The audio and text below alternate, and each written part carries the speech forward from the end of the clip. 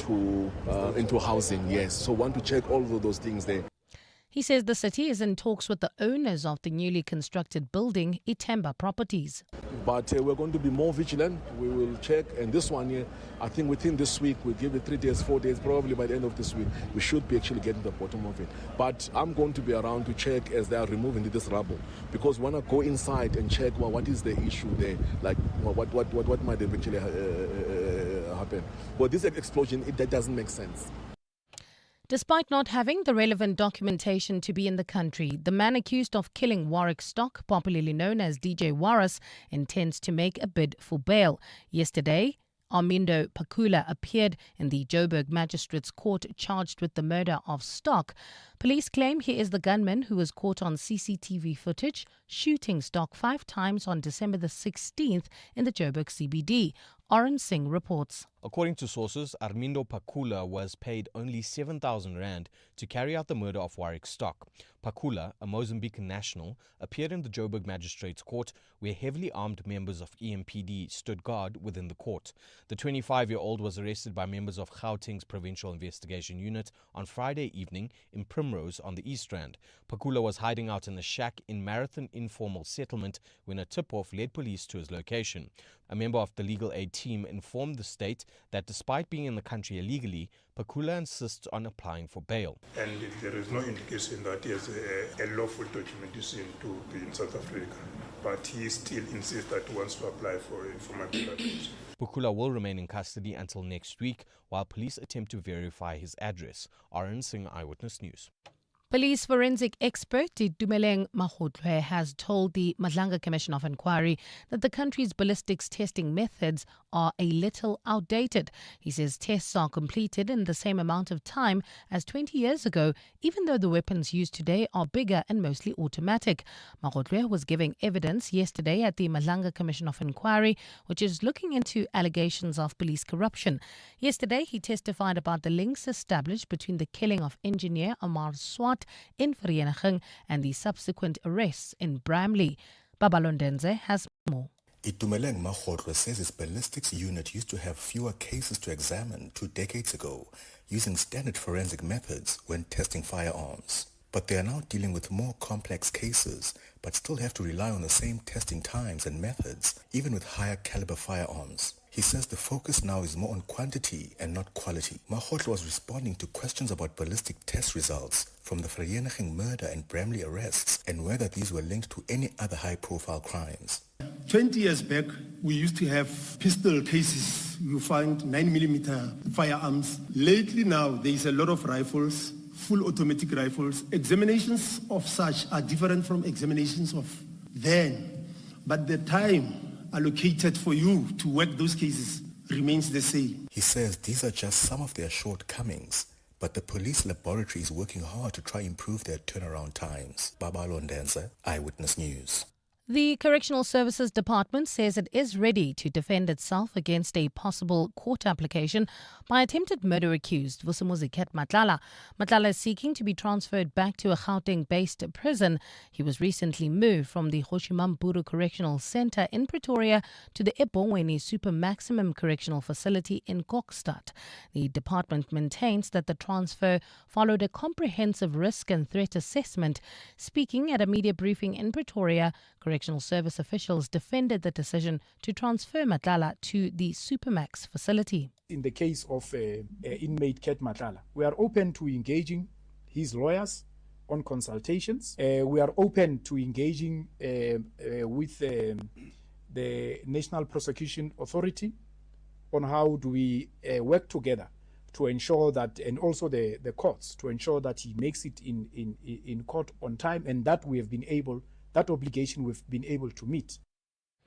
And former U.S. President Bill Clinton and his wife Hillary Clinton will now testify in the Congress investigation into late sex offender Jeffrey Epstein. They had originally refused to appear before lawmakers, citing concerns over how authorities handled earlier investigations. Their change of heart comes just days before a vote was to be held on whether to hold the couple in criminal contempt for refusing to testify. Bill Clinton was acquainted with Epstein, who died in prison in 2019 but has denied knowledge of his sex offending. Last week, the Justice Department released what it said would be the final batch of files related to the investigation into Epstein. Gold is trading at $4,657.55 an ounce. The rand is at 16.11 to the dollar, 22.01 to the pound, 18.99 to the euro, and Brent crude oil is at $69.32 a barrel. And in the traffic, we've got an accident reported on the N1 North. This is just as you approach the Golden Highway coming out of Eldorado Park's N12. Please be on the lookout there. There's also queuing traffic reported already in Bedford View along the N12 West towards the Gilulis interchange due to a car stuck on the road. And in your sport, the Springboks will open their 2027 Rugby World Cup campaign against Italy on the 3rd of October in Adelaide. Orlando Pirates can go clear at the top of the table tonight if they beat Amazulu. And Sunderland beat Burnley 3-0. They're up to 8 in the Premier League. A partly cloudy Tuesday in store for Gauteng today with afternoon thundershowers expected. Joberg starts at a low of 13 degrees, peaking at 27. Pretoria 15 and 30, and Vereeniging 14 and 30 degrees. The top story in EWN this hour. Joburg officials are looking into whether safety regulations were adhered to at the building where a wall collapsed in Doornfontein near the Joburg CBD. EWN, in touch, in tune and independent. For the latest, visit ewn.co.za or download the EWN app.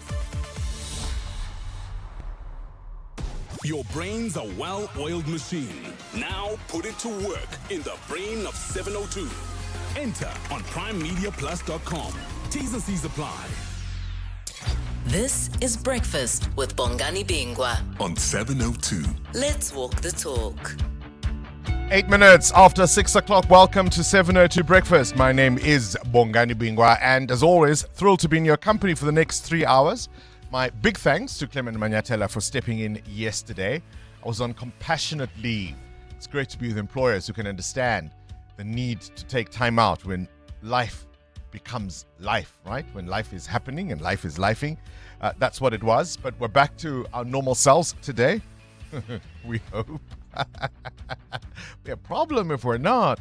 9 minutes after 6 o'clock on the menu today, we start with a problem that is discussed often, I think, in good ways, but perhaps not really the nub of the issue, right? The rub of the issue. We talk about the money that the fiscus gets. We talk about different aspects of this issue, but perhaps not the most important one.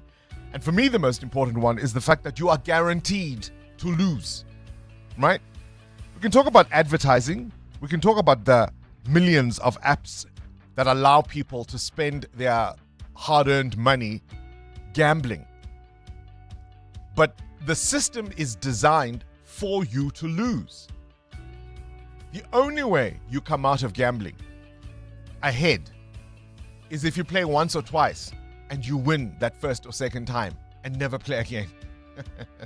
The rest of it, you are set up to lose. We'll speak to somebody who's got some personal stories to tell about addiction to gambling and how to overcome it. The biggest mining indaba yet, 2026. The CEO of the Minerals Council South Africa joins us for our big interview. This is Breakfast with Bongani Bingwa On 702. Let's walk the talk. I noted with some interest over the weekend the Sunday Times quoting the president's spokesperson Vincent Makwenya saying that Senzo Mkhunu is his political burden to bear. You remember, of course, on Friday we were telling you, as of Thursday evening, recommendations from the Madlanga Commission of Inquiry, an interim report saying that senior law enforcement officials, particularly in the Ekurhuleni Metro Police, need to be investigated. The story got more dramatic yesterday as people were being hounded out of office, right? But what about the man so key to all these allegations, the suspended Minister of Police, the president not acting on him just yet? And then yesterday we heard extraordinary evidence. The ballistics expert who was working on the case of Armand Swart, this is the murdered engineer in the Vaal. Yesterday, Captain Lawrence Mahotlwe at the commission saying he was the ballistic expert at the Armand Swart crime scene. Then alleging that one of the witnesses who's already been to the Madlanga Commission of Inquiry, witness B, tried to abduct him. How does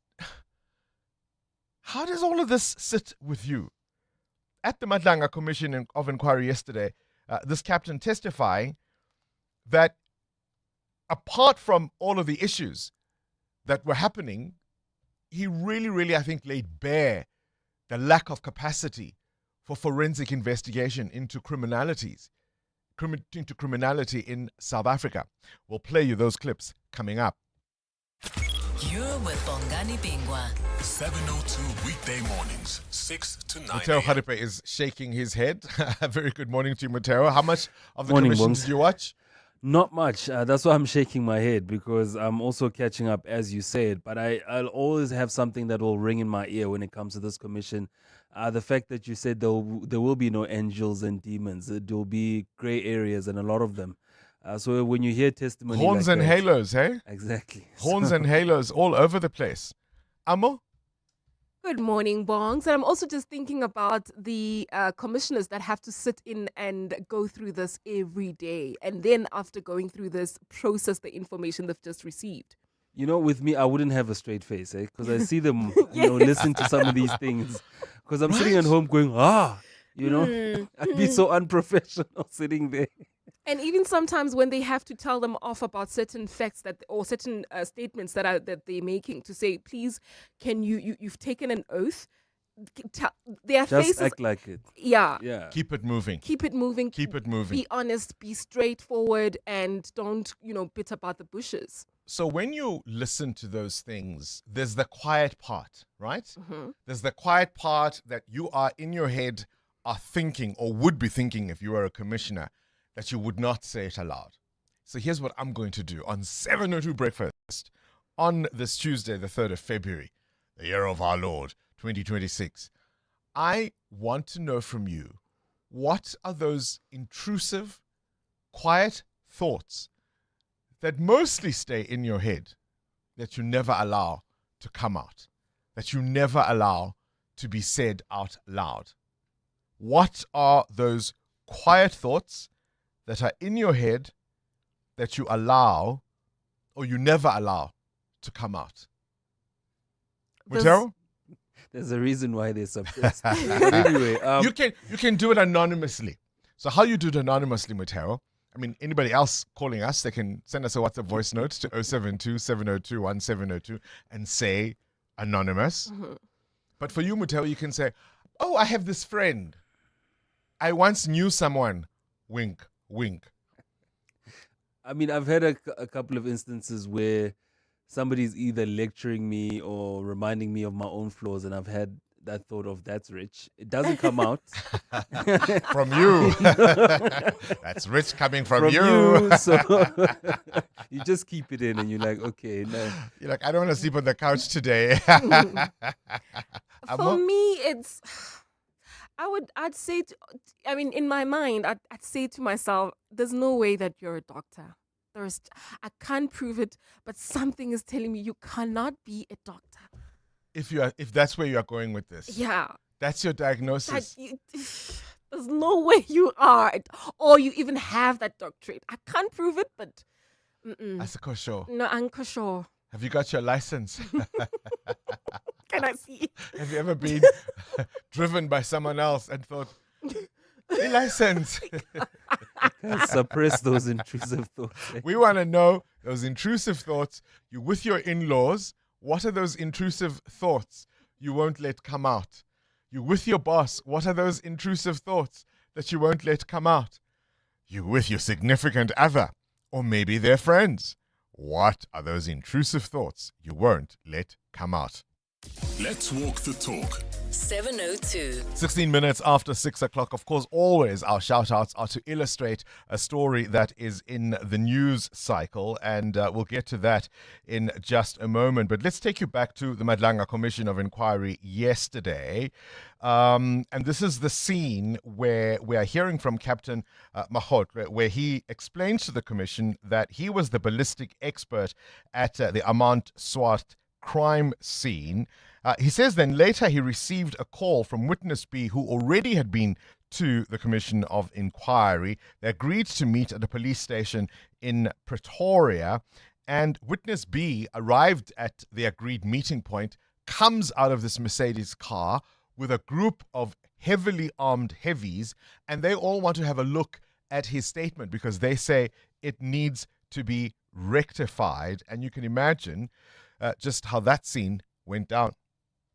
People or persons produce their identification. Yes, only one. But later, when Commissioner Kumalo was engaging you, I understood you to be suggesting that more than just one of them identified themselves. Which is which? Was it only just one? Only one commissioner showed, but in my mind, Witness B is a police officer. That one I know. Yes. And now the second one on the team identified. I just wanted, don't bother, Kev. I just wanted to know. He says he felt unsafe because these heavily armed individuals weren't even wearing police uniforms. The V class and Witness B. That's correct, commissioners. And to elaborate on that as well, commissioners, even the police officers at Loate, they told me that they felt unsafe to see such a heavily armed police officer. They were not on a police uniform. Let me not say police officers, heavily armed individuals on the police station. And to add on that, even the commander at the CSC requested one of them to see if they are legitimate, to show. So he's essentially saying that Witness B organizes this group of heavies. They meet at this Loate police station in Pretoria. And even the officers at the police station are feeling like, yee. Who are these guys? What's going on? Some of them identify themselves, some do not, but they're all intent on asking him questions about his investigation. This was it's a non-contact force. The officers' approach instilled fear on me. So as a result, I believe when someone has already instilled fear on you. Explain the approach perhaps for me to understand how that instilled fear in you. As I indicated earlier, commissioners, that they came carrying firearms, and the manner in which they were interrogating me, it was not like an interview of a colleague to colleague. In fact, he opened a kidnapping case, and he says that he was kidnapped because he didn't give the officers permission to take him to these offices. They took him there forcibly, and they even tried to take his laptop. We're investigating alleged criminality in law enforcement. Do you think it's there? Breakfast with Bongani Bingwa on 702. Let's walk the talk. Mutau Kharipa, you've got a question of your own? Yeah, I want to know from you and the 702 landers this morning, Bongs, do you readily trust stores or brands that branch out into other services? So if, for instance, they sold food before, if they say they now have a clothing brand, are you readily happy to buy? Yeah, I was prepared to see, because Pick n Pay, for example, has Pick n Pay clothing. I think Checkers has a clothing outlet. Yes. Which I find quite pricey. I was surprised by how pricey that one So you went and just checked. I went and had a let's look, go and I check just it out, thought, yeah. a bit pricey. But generally, if the brand is already trusted, you kind of think they'll do well in other Also, areas. If they deliver on one thing, you expect them Yeah, to I mean, deliver on I the next. go to the Woolies restaurant because the Woolies brand more than sufficiently makes up my trust. Amu, are you as trusting? Oh, it took a while for me to get used to Pick n Pay clothing. I think recommendations from people and suggestions then, took me there. But I give it some time before I can trust the brand. For me, it depends what it is. So if you are known for primarily serving chicken, if you have steak on the menu, I'm not getting steak. Yeah, I'm not getting steak from Ocean Basket. This is what I'm saying. I see what you mean. That's what it I is. see what you mean. But Amma's lucky because when you've got young children, it's you who worries about the brand. Yes. Wait till they're teenagers and they've got opinions. Then you're in trouble, my friend. 702. Weather. Now, what conditions can we expect on this Tuesday? A cloudy day in store for Gauteng. Afternoon thunder showers are expected. That hectic storm on Sunday going into Monday. There's still a massive tree on my street that hasn't been cleared, that's blocking the road, so it's causing all sorts of difficulties. Temperatures peaking at 27 degrees in Johannesburg. Your high in Pretoria and Vereeniging is 30. It's 35 in Bloemfontein. Bombela max is at 28. Durban 31. Joberg 28. East London 27. Cape Town 29. EWN Traffic. 22 after 6. This EWN traffic brought to you by Outsurance. SMS out to 451442 now. You could save on your car insurance. If you don't, ask them for 500 Rand. Amo? Well, Bongani, if you are leaving Eldorado Park at this particular moment, please try to use the N12 East and then turn off at the Golden Highway, because on the N1 North towards the Deep Kloof interchange, an accident scene has been reported along the street. It's causing about a 20-minute hold-up already. So please try to move away from the scene. And then if you're traveling on the R21 North towards the city of Tshwane by Tembisa, we've got roadworks taking place near Olifantsfontein Road, and they already causing delays. Please be on the lookout there. In the city of Tshwane, delays on the R80 South heading towards the Hairpin Bend. Please do expect about a 15-minute hold-up coming out of Roslyn Road. More updates coming up, but if you see anything else, we're on X at EWN Traffic. There's more EWN on air, online, and on the EWN app. The Outsurance pointsmen know that every car on the road carries a story. There's a car with a parent shuttling his kids, with a back seat full of chatter, laughter, lunchboxes, and lost shoes. The Outsurance pointsmen know it's not just a car in traffic, it's a regular yet special slice of a family's life. Every story's different, and every story matters. That's why the Outsurance pointsmen have been doing what they do since 2005, in proud partnership with 702. Outsurance is a licensed insurer and FSP. 702. Add your voice. Have your say. Let's walk the talk. Good morning, 702. I will be anonymous on this one.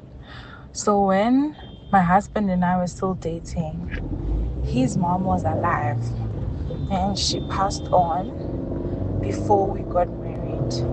So now my father-in-law then remarried before we got married. So now when we got married,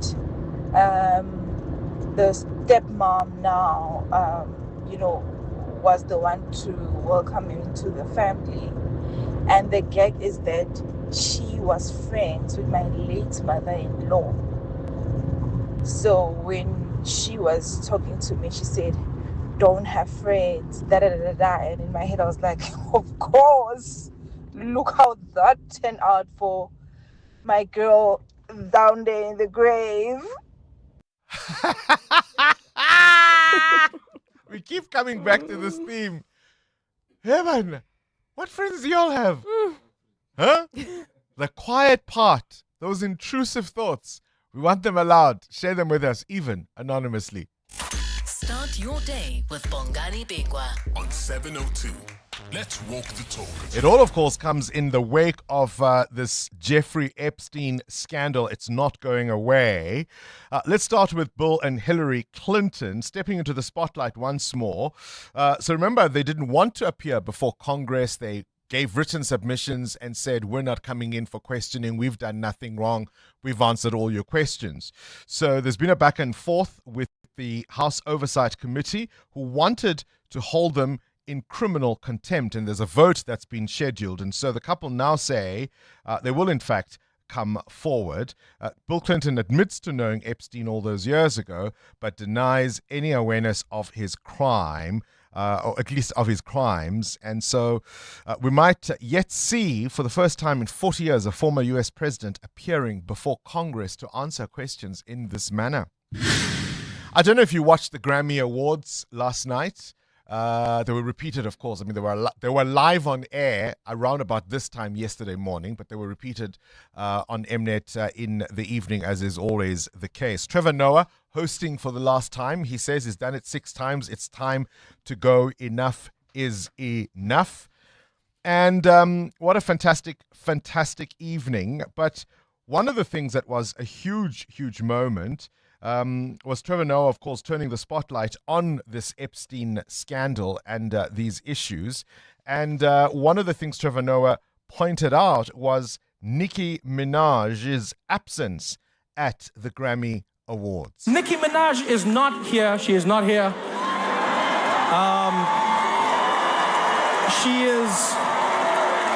She is still at the White House with Donald Trump discussing very important issues. Actually, Nicki, I have the biggest ass. I have it. Everybody's saying it, Nicki. I know they say it's you, but it's me. Trevor Noah. President Trump has now said, in fact, he wants to sue Trevor Noah. President Trump has said he wants to sue Trevor Noah for this little joke. That is a Grammy that every artist wants, almost as much as Trump wants Greenland, which makes sense. I mean, because Epstein's island is gone, he needs a new one to hang out with Bill Clinton. So, I told you it's my last year. What are you going to do about it?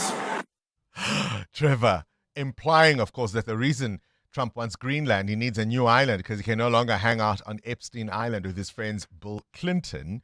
Well, the US President Donald Trump is having none of it. He was asked by reporters on what steps he intends to take against the comedian. This is what he said. Mr. President, are you going to sue Trevor Noah? Last night in a post, you alluded that something could be coming. Yeah, well, he said that I spent time on Jeffrey Epstein's island. I didn't. I mean, he's a lightweight, this guy. He's a terrible, I think he's terrible. I thought he did a terrible job at the Grammys. I thought the whole Grammys was terrible. I watched part of it. It's not watchable. But he was a lousy host. I'd say not as bad as Jimmy Kimmel, but pretty close. He even posted on his social media you get the sense that Donald Trump has all of these thoughts that for all of us would be quiet, but for him, they have to scream out. Do you know what I mean? He posted that he's going to sue Trevor Noah. He's going to come and get him. How dare he say this? He's never been to Epstein Island. So it's allowing those quiet thoughts, those intrusive thoughts to come out. It was a fantastic ceremony. A number of artists, of course, winning. Olivia Dean, who's, I think, absolutely fantastic, winning Best New Artist.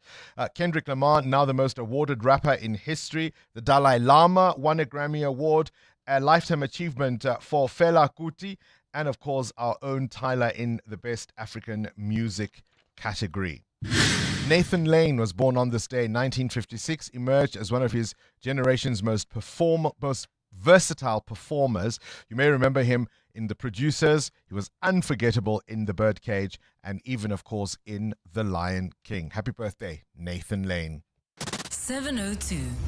The newspapers. The newspapers, Mabali Lamini. Good morning. The quiet part out loud. Yeah. Sometimes that is the quiet part out loud. That is. Your just brain that. going, what's in the papers? I don't know how many different car features you've seen in these newer version of vehicles and the ones that you're not too happy about. I mean, I don't like the idea of heated seats, warm seats. Why? Because I don't want to burn. Like I have a... If anything you can else here, adjust it. So if it explodes? Why would it explode? Cars overheat all the time. Guys, why do we need our chairs to be warm in a car so you can fall asleep? I just don't understand the concept. I don't get it. I just don't get it. Yeah, I know. I'm asking you this question because the BBC has an article out. China bans hidden car door handles over safety concerns. Now, China has become the first country to ban these hidden door handles. You know those cute ones, the nice ones? Yes. Yeah. That's what I like. That not everyone can just open my door from outside. But this now is because on electric vehicles, they found that it's become too dangerous. So there's been a lot of technical faults that happen with electrical vehicles. The door jams and it won't open. Then the door jams and it doesn't open. So from January next year, electric vehicles will have to have a release that is inside and outside of the car so that in an emergency, people can actually help you to get out. Door.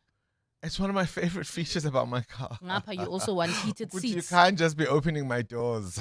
You can't open your doors, but then you're going to burn inside if something with those heated seats. You see. Oh, gosh. The front page of The Citizen, Epstein's Cape Girls ties, emails surface, not only showing former President Jacob Zuma dined with the disgraced financier and a model, but also tells of a scout, only known now as Daniel, telling Jeffrey Epstein about the potential of girls in Cape Town, and that was huge. Huh?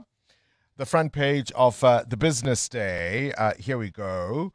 Metros point finger at after JSE warning Auditor General delays, blamed for late submissions. Those are the newspapers. EWN Business. If a brand is good at one thing, can it be good at another? How quickly do you trust brands or stores that want to branch out? What prompts the question, Mateo? One of the country's trusted clothing retailers is gunning for South Africa's lucrative fintech space. Pepcor's fintech and credit operations were the star performers in the 3 months to December, with fintech revenue up 25%. Financial services revenue is up 48%, with credit sales climbing 27%. Now, in November last year, Pepco Holdings received regulatory approval from the Prudential Authority, enabling it to enter South Africa's competitive banking sector. In a voluntary trading update on Monday, the Pep and Ackermans owner said revenue from its fintech segment hit 4.8 billion rand, while financial services revenue surged 47% to 2.4 billion. Now, in contrast, its core business, retail sales, saw modest growth, with sales up 3%. Pepco Financial Services operates primarily through brands like Capfin, which is a lender, Tenacity, which is a retail credit, Abacus, which is insurance, and Flash, which is informal sector payment services. So they look like they're aggressively gunning for that particular segment in terms of banking, and they're going to be the new banking brand. Will you be banking with them? Yeah, Because I mean, they're good at clothes? I think there's a lot of people who will say, "Yep, these guys know what they are doing." They have 30 million Watch the space. customers. Watch this space. Makes Where's sense. the rand? 15.98, stronger against the dollar this morning at 18 rand 88 against the euro, 21 rand 88 cents against the British pound. Price of gold at $4,822 an ounce, or platinum is at $2,172. Brent crude at $65.99 a barrel. More business after 7. Hoe ver is julle? Hoe ver is julle? That's what the good party wants to know. Bali Lamini, good morning. Thanks, Bongani. Good morning. That is definitely the question. The Good Party is calling on the police to tell the public how far they are with their investigation into the George building collapse. 34 construction workers were killed and 28 others seriously injured when a multi-story building caved in the George CBD in 2024. A search and rescue operation for those who were buried under the rubble lasted 11 days in George. Ntutuzelonene has more. At the beginning of November last year, police indicated that they expect to wrap up their investigation by the end of that month. At the time, they explained that a warning statement from the principal engineer Athol Mitchell and a statement from an employee from the National Home Builders Regulatory Council, who was not mentally fit to submit the statement at the time, were still outstanding. Good George councillor Chantel Kidd says it's unacceptable that a year after the completion of the forensic investigation report, there's been no justice for the victims and their families. This silence is deeply troubling. A forensic report that gathers dust does not serve the public interest. She says the party will not allow this matter to fade from public memory. Ndutuzelo Nene, Eyewitness News. The Western Cape is implementing long-term solutions to prevent water scarcity. More than 800 million rand will be used for water infrastructure over the next 2 years. The money will finance upgrades in all Western Cape municipalities except for Cape Town, as the city has independent plans for desalination. Premier Alan Winde says Knysna is recovering from its water stress following the declaration of a state of disaster. Engineers have been there helping with national, provincial and local governments, making sure that we mitigate this risk because we cannot have a town run out of water, but they're not the only one. We've also got other Garden Route municipalities and Karoo municipalities that have got a lot of water stress. Winde says that as more people migrate to the province, the Western Cape will use its medium-term plan to support water demand over the next 15 years. So the Western Cape ourselves investing more than 2 billion rand into bulk water infrastructure over the medium term. That is aligned to our water resilience plan and our 15-year plan that has been on the go already. We've got to keep monitoring, keep supporting. And tech billionaire Elon Musk has continued to unify some of his many business interests. In the latest move, SpaceX is taking over his artificial intelligence startup. SpaceX confirmed a deal to acquire XAI, a smaller firm known for its Grok chatbot.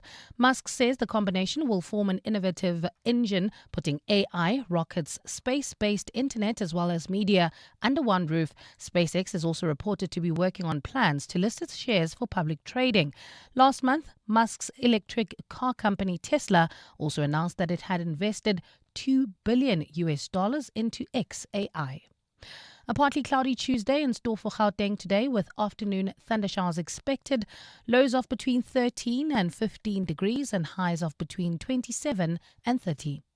And in the traffic, we've got an accident scene leaving Eldorado Park along the N1 North near the Golden Highway. Delays coming out of the Golden Highway as well as on the N12 West towards the Golden Turnoff. So please be on the lookout there. There's also queuing traffic reported on the N3 North between the Elands Interchange and Van Buren Road. A top story in EWN, the Good Party is calling on the police to tell the public how far they are with their investigation into the George building collapse. Let's hear from Shemaine, owner of Vovotello Linwood, why it pays to switch to Outsurance Business Insurance. I wish we had switched sooner. Not only was it quick and easy, but also gave us more favourable premiums. For restaurants, pharmacies, and all other businesses. Get a quote today and see why it pays to switch to Outsurance Business Insurance. Visit outsurance.co.za or call 08600 60,000 today. Licensed insurer and FSP. TCs and information online. Hi, this is Carol Shabalala, Hollywood Bet's brand ambassador. It's more fun when it's for fun. Playing responsibly is always a winning strategy. If you or someone you know needs help, call the South African Responsible Gambling toll-free counseling line on 0800 006 008 or WhatsApp help to 076 675 0710. Hollywood Sportsbook is a licensed betting operator. Hollywood Bet supports responsible gambling. No persons under the age of 18 years are permitted to gamble. Winners know when to stop. When tax issues get complex, you need more than general advice. You need specialist insight. AJM turns intricate tax challenges into clear strategic solutions. From disputes and litigation to long-term planning, our expertise protects what matters to you and your business. With teams in Cape Town, Johannesburg, and Namibia, we deliver the rigorous analysis high-stakes decisions demand. AJM. Complex tax matters simply resolved. Coming up in the next hour, what's the question? And it's brought to you by Outsurance. Up to 3,000 Rand in cash is up for grabs. So you send us an answer based on anything that piqued your interest in the show, and for that you win 1,000 Rand. WhatsApp us your name and the answer to 072 702 1702. A little later, someone else will ask a question to win 2,000 Rand. Now, you always stand a better chance of being selected if you've SMS'd out to Outsurance and got yourself a quote. So SMS out to 45142 now. You could save on your car insurance. 702. WhatsApp Bongani on 072 702 1702. Good morning, Bongs and team. I really invite you guys to listen to Donald Trump's response there. The same clip that you played, Bongs. I don't think Trevor Noah said anything that is worth, a court process.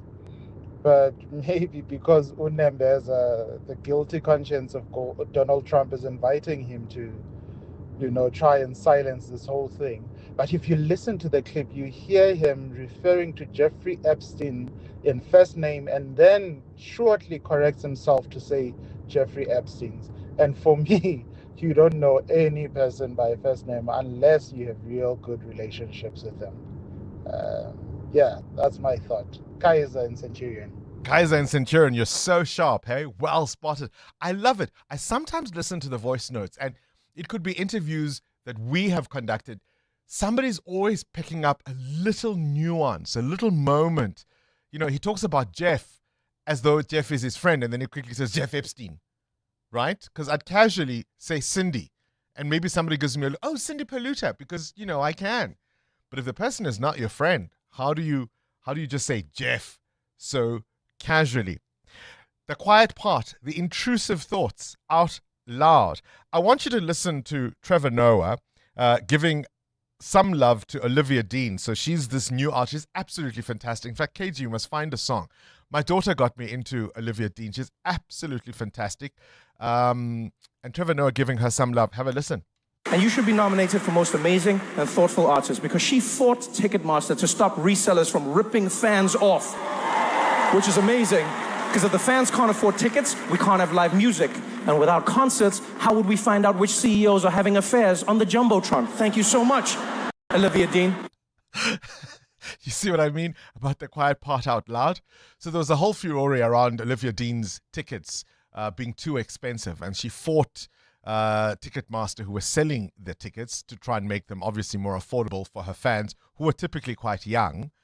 And then Trevor segues into, if we don't have concerts, how are we going to see CEOs having affairs during those live... Oh, my goodness. Trevor. EWN Sport. Cindy Paluta, I was sad in a sense. I understood why I had to be off yesterday, but I was quite sad that we couldn't talk about the bumper sporting weekend we had this past weekend, because how absolutely fantastic was it? It was fabulous. Sorry, what day are we on today? It's today We're on Tuesday. Like, where are we? Which part of the bumper weekend in particular stood out take for your you? pick.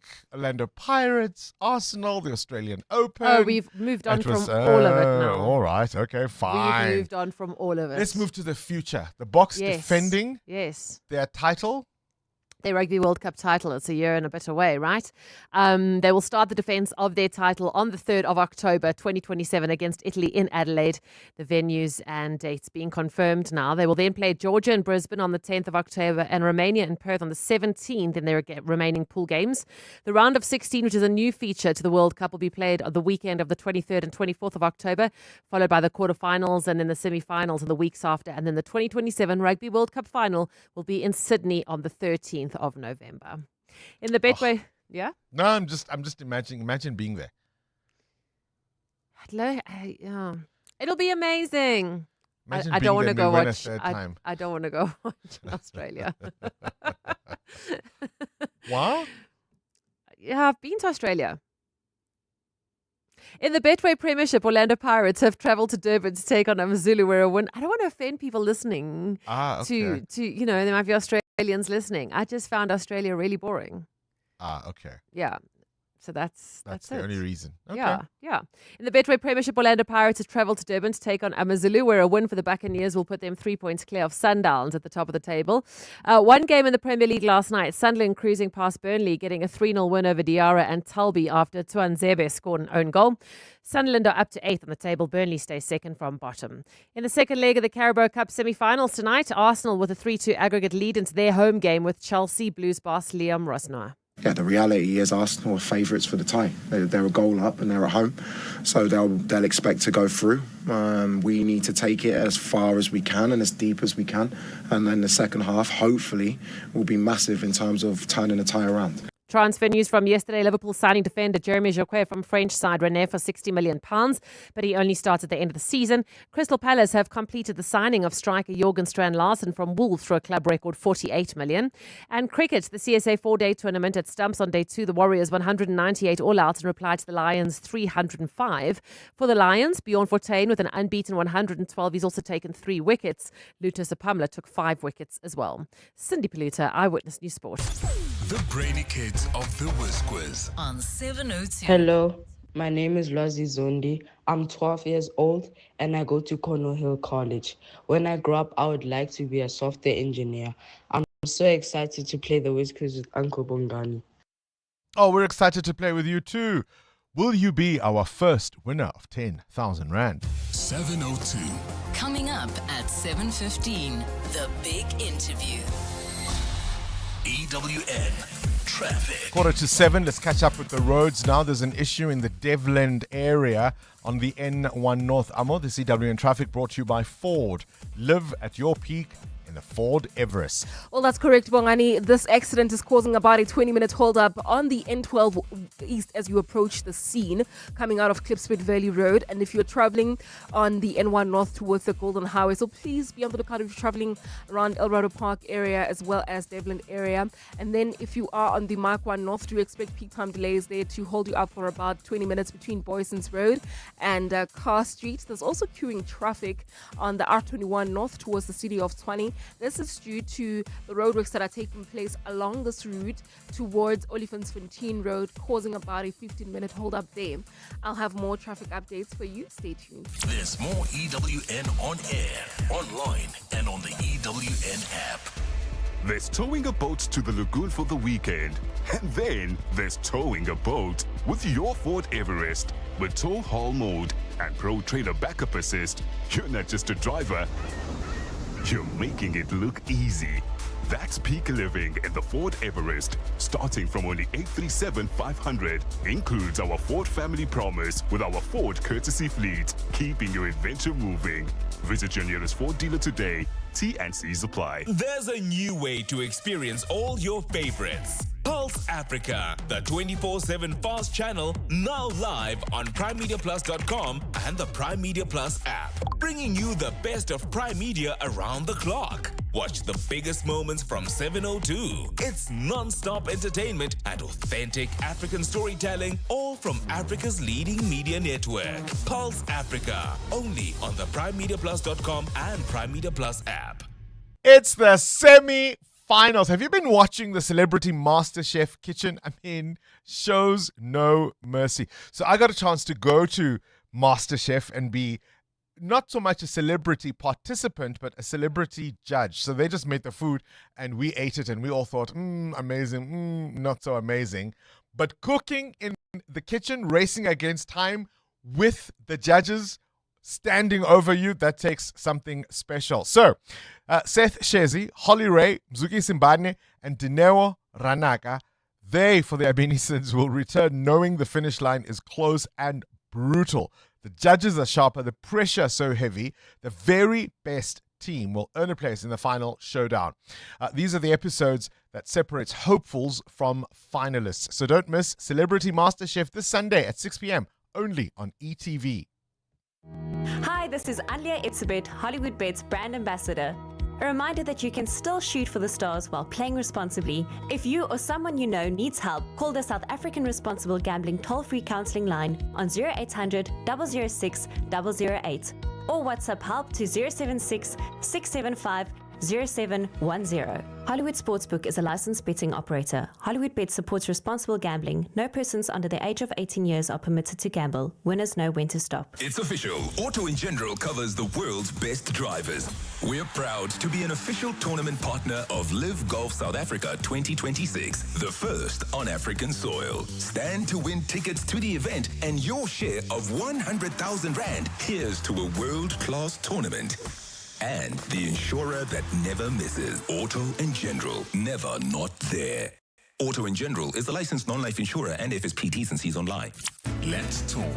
We're listening. Morning, Bongani. My dad used to buy clothes from Macro, and the Macro brand is a legend.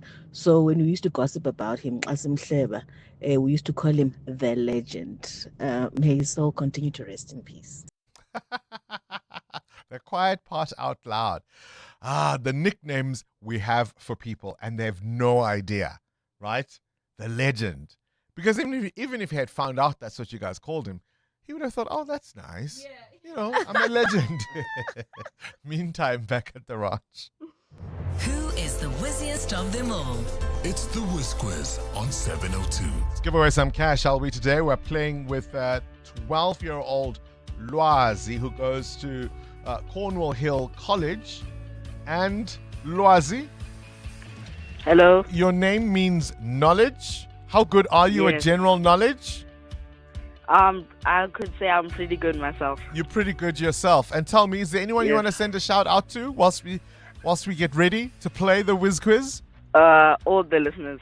All the listeners. And everybody. My mom. And mom, wherever they are. Hey, is mom with you in the car? Are you in the car? Are you at home? We're in the car with my mom. You're in the car with your mom. Well, good luck to you. Yeah. I'm sure your mom is crossing fingers, saying silent prayers for you. Okay. Okay, here we go. KG, start the clock. Spell the word highest. HIGHEST. Correct. Which human organ has 4 chambers? The stomach. It's the heart. True or false? An albatross is a kind of seabird. True. Correct. In which sport do you ride the tunnel of a wave? Surfing. Correct. Which of the 6 South African coins has the highest value? 5 rand. Correct. What is 8 times 12? 96. Correct. True or false? South Africa's spring begins in October. False. Correct. The boy in the Peanuts cartoons is named Charlie who? Charlie and the Skip. Brown. Give the present tense of the word caught. Catch. Correct. And I can't complete the last question. You really aced it, Lwazi. Just maybe a little bit of a hesitance there with Charlie Brown and the heart question. No matter, you've done really well, my friend. 700 Rand is what you walk away with. Definitely following your name, Lwazi, full of knowledge. Well done, Lwazi. Thank you. Well done. If you are 810 to 13, send us a WhatsApp voice note and we could be calling you to play the Whiz Quiz. The Brainy Kids of the Whiz Quiz. On 702. Current events, developing stories, Tough questions. your voice making a difference. This is Breakfast with Bongani Bingwa. 8 minutes to 7. On to this now. Designed to lose. You may have noticed gaming or gambling apps everywhere. They're on our phones, in our advertising, in our pockets. South Africans are now spending billions playing or gambling online every year. But behind the flashing lights and the promises for jackpots lies a simple reality. The odds are, over time, the vast majority of players will lose. So, should gambling come with hell-style warnings similar to those on cigarettes? We are joined now by Dudley Bayliss, who is the director at Bridge Capital, an independent advisory firm specializing in mergers and acquisitions, corporate finance, renewable energy, and property, to unpack what he believes, on why he believes, rather, all of these should. Dudley, a very good morning to you and welcome to 702 Breakfast. Johnny, and welcome, and thank you very much for having me, and welcome to the listeners as well. I guess hopefully you can see me. I guess what we can do is start with a personal account. You've had some challenges with gaming and gambling, and some of the lessons you want to teach, you learned the hard way. Yes, I think that's true. A long time ago, of course, but it was certainly the entry into why I found a particularly intriguing interest in this story, because it's challenging. It's challenging for a lot of people out there at the moment. The house always wins. It does. It must do, because that's the law of large numbers, and it's the way that the game is set up to be played for obvious reasons. So. I mean, I just want some detail. I know it was a long time ago, because I think sometimes it's easier to connect to this kind of message when we can see the consequences and the kind of damage that this kind of thing can do to an individual, to a family, to a career. So in terms of color with people that actually go through challenges with gambling addiction, is that what you're referring to? Correct. Yeah, so I'm sure that as most people who've gone through this kind of thing will understand, it becomes a really big challenge and can take people down into the same space of addictive behavior as any other kind of addiction, whether it's alcohol or drugs or gambling. It doesn't really matter, but certainly it is a hugely damaging environment to get involved in. And the more that it becomes available, and it's really about access. It's one of the reasons why sort of early in the early 2000s, I was part of the South African Advisory Council on Responsible Gambling, to try and figure out how do we actually carry an appropriate level of messaging. But of course, that's always challenging given the commercial pressures that exist from certainly from the casino industries and from all sorts of different sides of society as well, who don't really understand the damaging impact that gambling can have. It's a 75 billion rand industry in the last financial year. Those are the kinds of revenues that the sector has been able to attract. And you're saying that much of the debate is often on harm reduction or advertising limits or even what the fiscus gets. But the real story you want to pay some attention to is what gamblers are not told about the products they're using. I think that's right, and especially with online gambling, the challenge is the speed and the frequency with which online gambling can happen. So I think, in fact, you just referred to that 75 billion rand number that was put out by the National Gambling Board in their annual report. So there's some estimates that, in fact, they estimate themselves that between 60 and 70% of that is from online gambling. And that means that there's an unmistakable shift towards gambling, which has moved from kind of destination venues, if you like, to an always on product that's in your pocket all the time. And so I think that this is what is driving massive growth in the industry and is causing potentially large problems. I think, we can talk about the various other things, but one of the things that I think that has driven this growth to mobile payment has been the existence of smartphones, which have made gambling kind of frictionless, and then digital payments, from online banking and that kind of thing, which has made it instant. And then, of course, advertising, which has made it sort of almost a constant message. And I suppose what you land up with is the problem where gambling is pushed as something that you can actually earn or win a living from. But in fact, it's precisely the opposite. You actually land up, because everyone will. You mentioned at the beginning, Bongani, that most people will lose. Well, in fact, over time, all people will lose in all games of chance where there is a house odd that is actually going to tilt the game in favor of the house. And of course, I mean, as you say, the more one plays, the more one loses. But with smartphones and devices in our hands, we escape having to go to a physical place or environment where we can be seen, where we might be judged, particularly when it comes to the frequency with which we might want to access the products or services. And we tell ourselves it's entertainment, right? It's like buying a ticket to a movie. It's like watching a football game. Yeah, so I think you raise a couple of points there, and I'll address the first two. The first is that the physical establishment, like going to a physical casino, impose some kind of a friction on us, so that you've got to travel there. There's certain opening hours, and there's some social visibility, and maybe some cash handling and things like that. But online gambling, of course, removes all of those kinds of frictions, and so that means that the pattern is much more dangerous than a planned outing.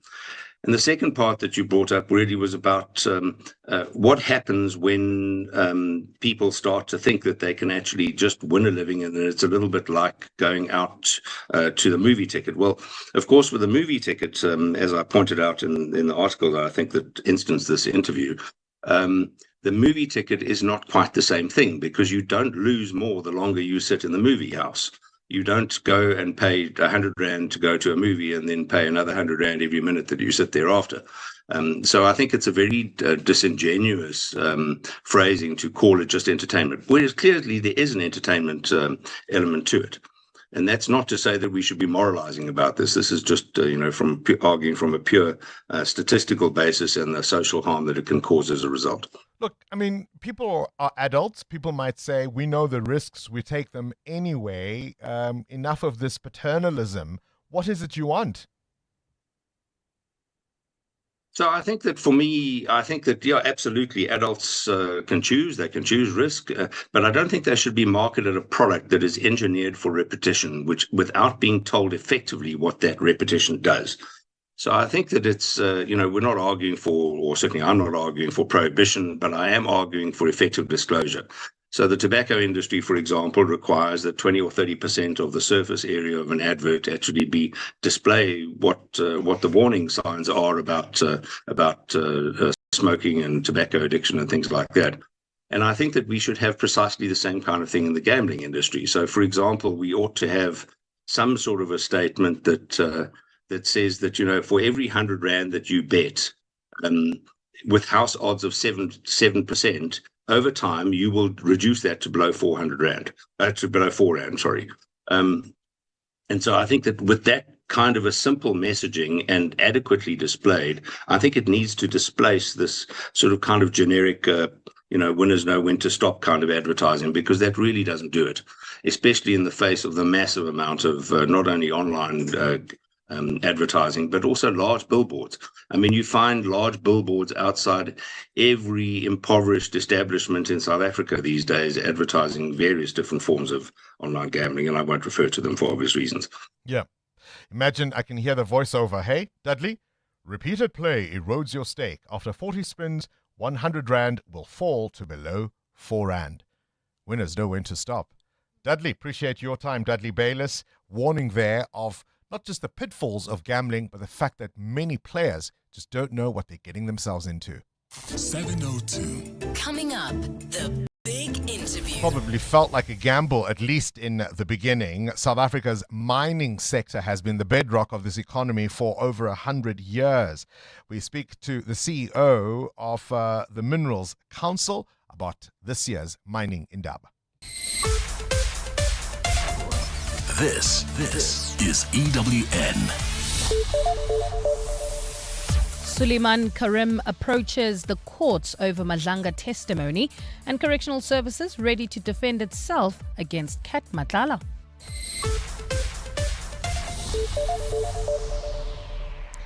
Good morning, I'm Bali Dlamini. Northwest businessman Suleiman Karim will approach the Johannesburg High Court this morning to try and stop his testimony before the Madlanga Commission of Inquiry.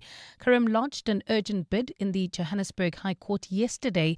He was mentioned in KZN Police Commissioner Nhlanhla Mkhwanazi's July 6 briefing as a businessman who has been meddling in police affairs. Khomotso Modise reports. According to testimony at the Madlanga Commission of Inquiry, Northwest businessman Suleiman Karim used his political links to ensure alleged crime boss Vusmozi Kat Matlala received payments from the police regarding his 360 million rand tender. But he insists the commission cannot refer to him as an implicated person, and he wants the commission's use of those words to be reviewed and set aside. Karim claims he requested documents from the commission to allow him to prepare for his testimony, but there's been no response. Today, Karim's lawyers will argue for his testimony to be stayed until the second part of his legal bid is heard in the High Court. Khomotso Modise, Eyewitness News. At the same time, the Correctional Services Department says it is ready to defend itself against a possible court application by attempted murder accused Vusimozi Kat Matlala. Matlala is seeking to be transferred back to a Gauteng-based prison. He was recently moved from the Hoshimamburu Correctional Centre in Pretoria to the Ebongweni Super Maximum Correctional Facility in Kokstad. The department maintains that the transfer followed a comprehensive risk and threat assessment.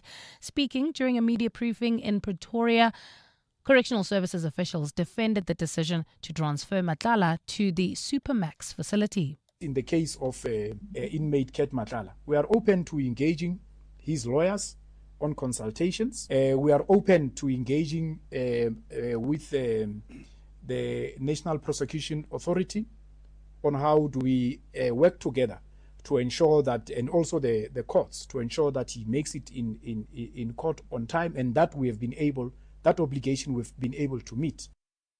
We shift our focus to this now. The DA's Joberg mayoral candidate, Helen Zille, says the state of downtown Johannesburg needs urgent attention following a wall collapse in Doornfontein. 4 people were injured during a gas explosion at a student residence yesterday. It's understood there may have been a gas leak on site before the transformer tripped in response to the explosion. City Power has since isolated the power supply to that building affected and nearby premises in an effort to restore power supply in phases.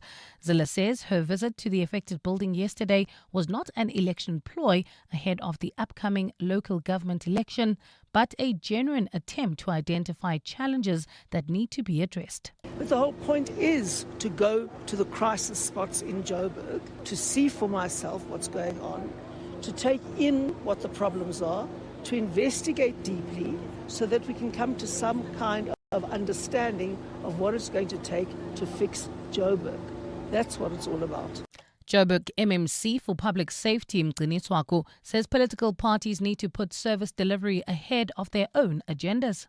Because now they just came here to do some politics, which what they do, by the way, not many political parties. they don't get to the bottom of it. So you're going to see this thing. We're actually you're used to it.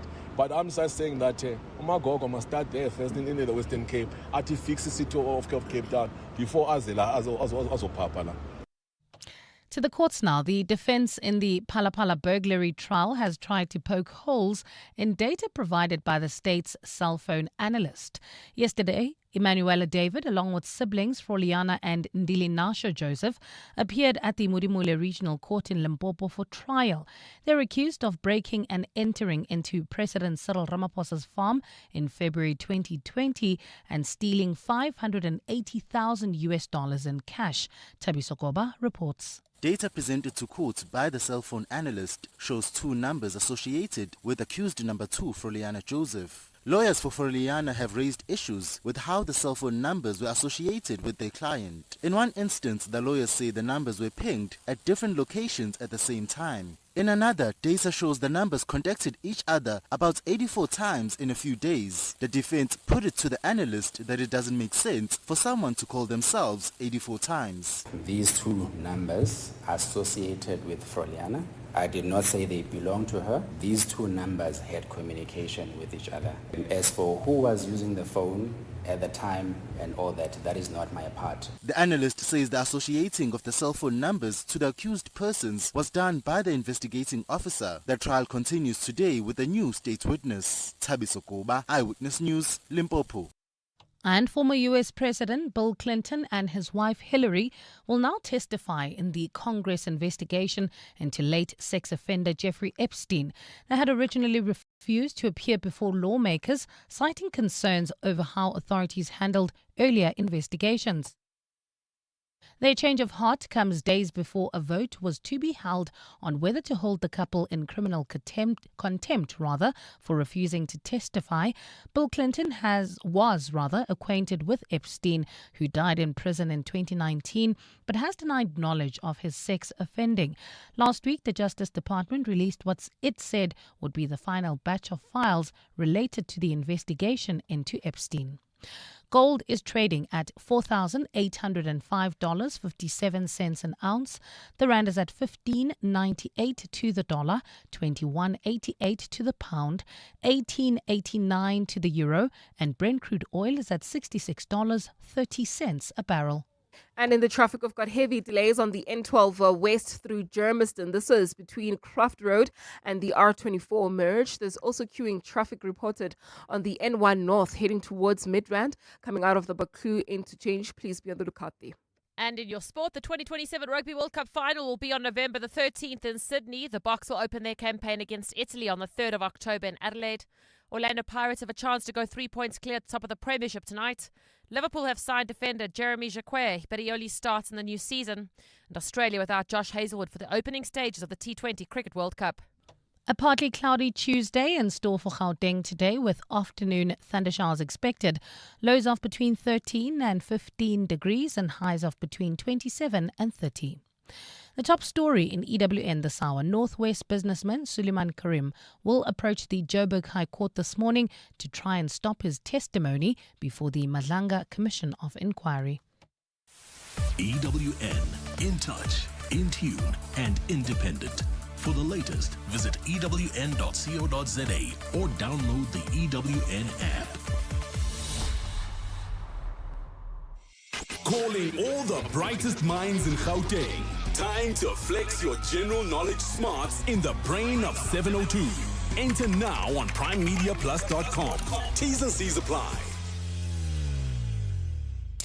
This is Breakfast with Bongani Bingwa on 702. Let's walk the talk. 10 after 7 on this Tuesday, the 3rd of February, the year of our Lord 2026. Much of the focus on what we're hearing from the Commission of Inquiry investigating alleged criminality in our law enforcement will typically focus on the dramatic stuff, right? People being kidnapped, or at least alleging they were kidnapped, private information at very senior levels being disseminated to criminally linked individuals. But can we pause and talk about what's also emerged in terms of the complete dysfunction of some aspects of our law enforcement? Listen yesterday to the ballistics expert, Captain Mahotwe, testifying about at times not being aware of links between cases because the National Ballistic Database at a point had not been updated with the relevant evidence.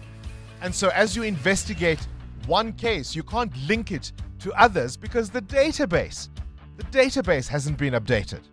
Furthermore, the images of the samples used during my ballistic analysis had not been acquired on IB's system at the date I gave the report to Witness B in June 2024. As such, there were no way that I would have been able to know if there are any links between the Vereeniging and Bramley cases with any other cases, since such links can only be identified after images of the samples are acquired on IBs. I have been made aware that the acquisition of the images relating to the Bramley case was only done.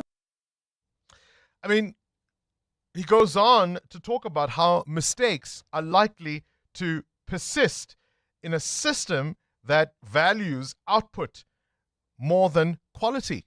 At the laboratory commissioners, we've got two types of errors. We've got critical and non-critical errors.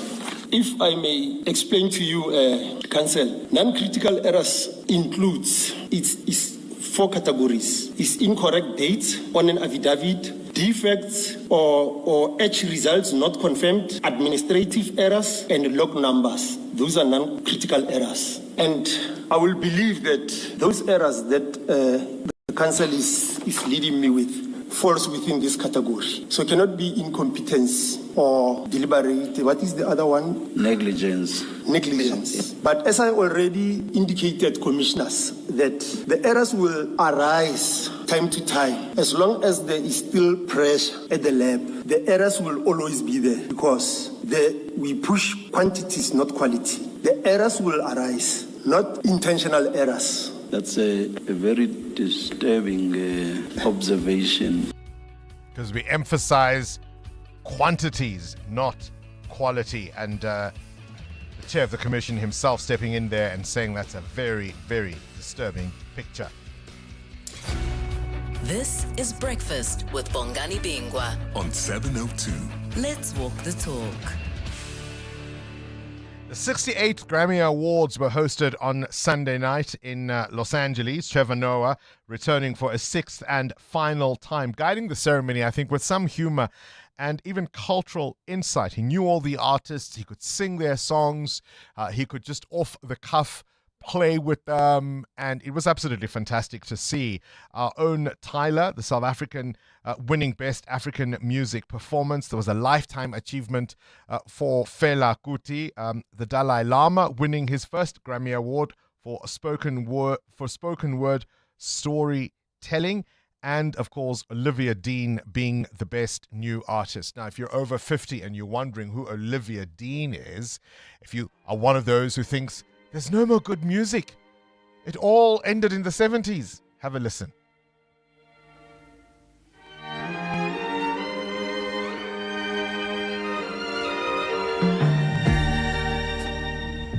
Turn around, since when are you smoking now?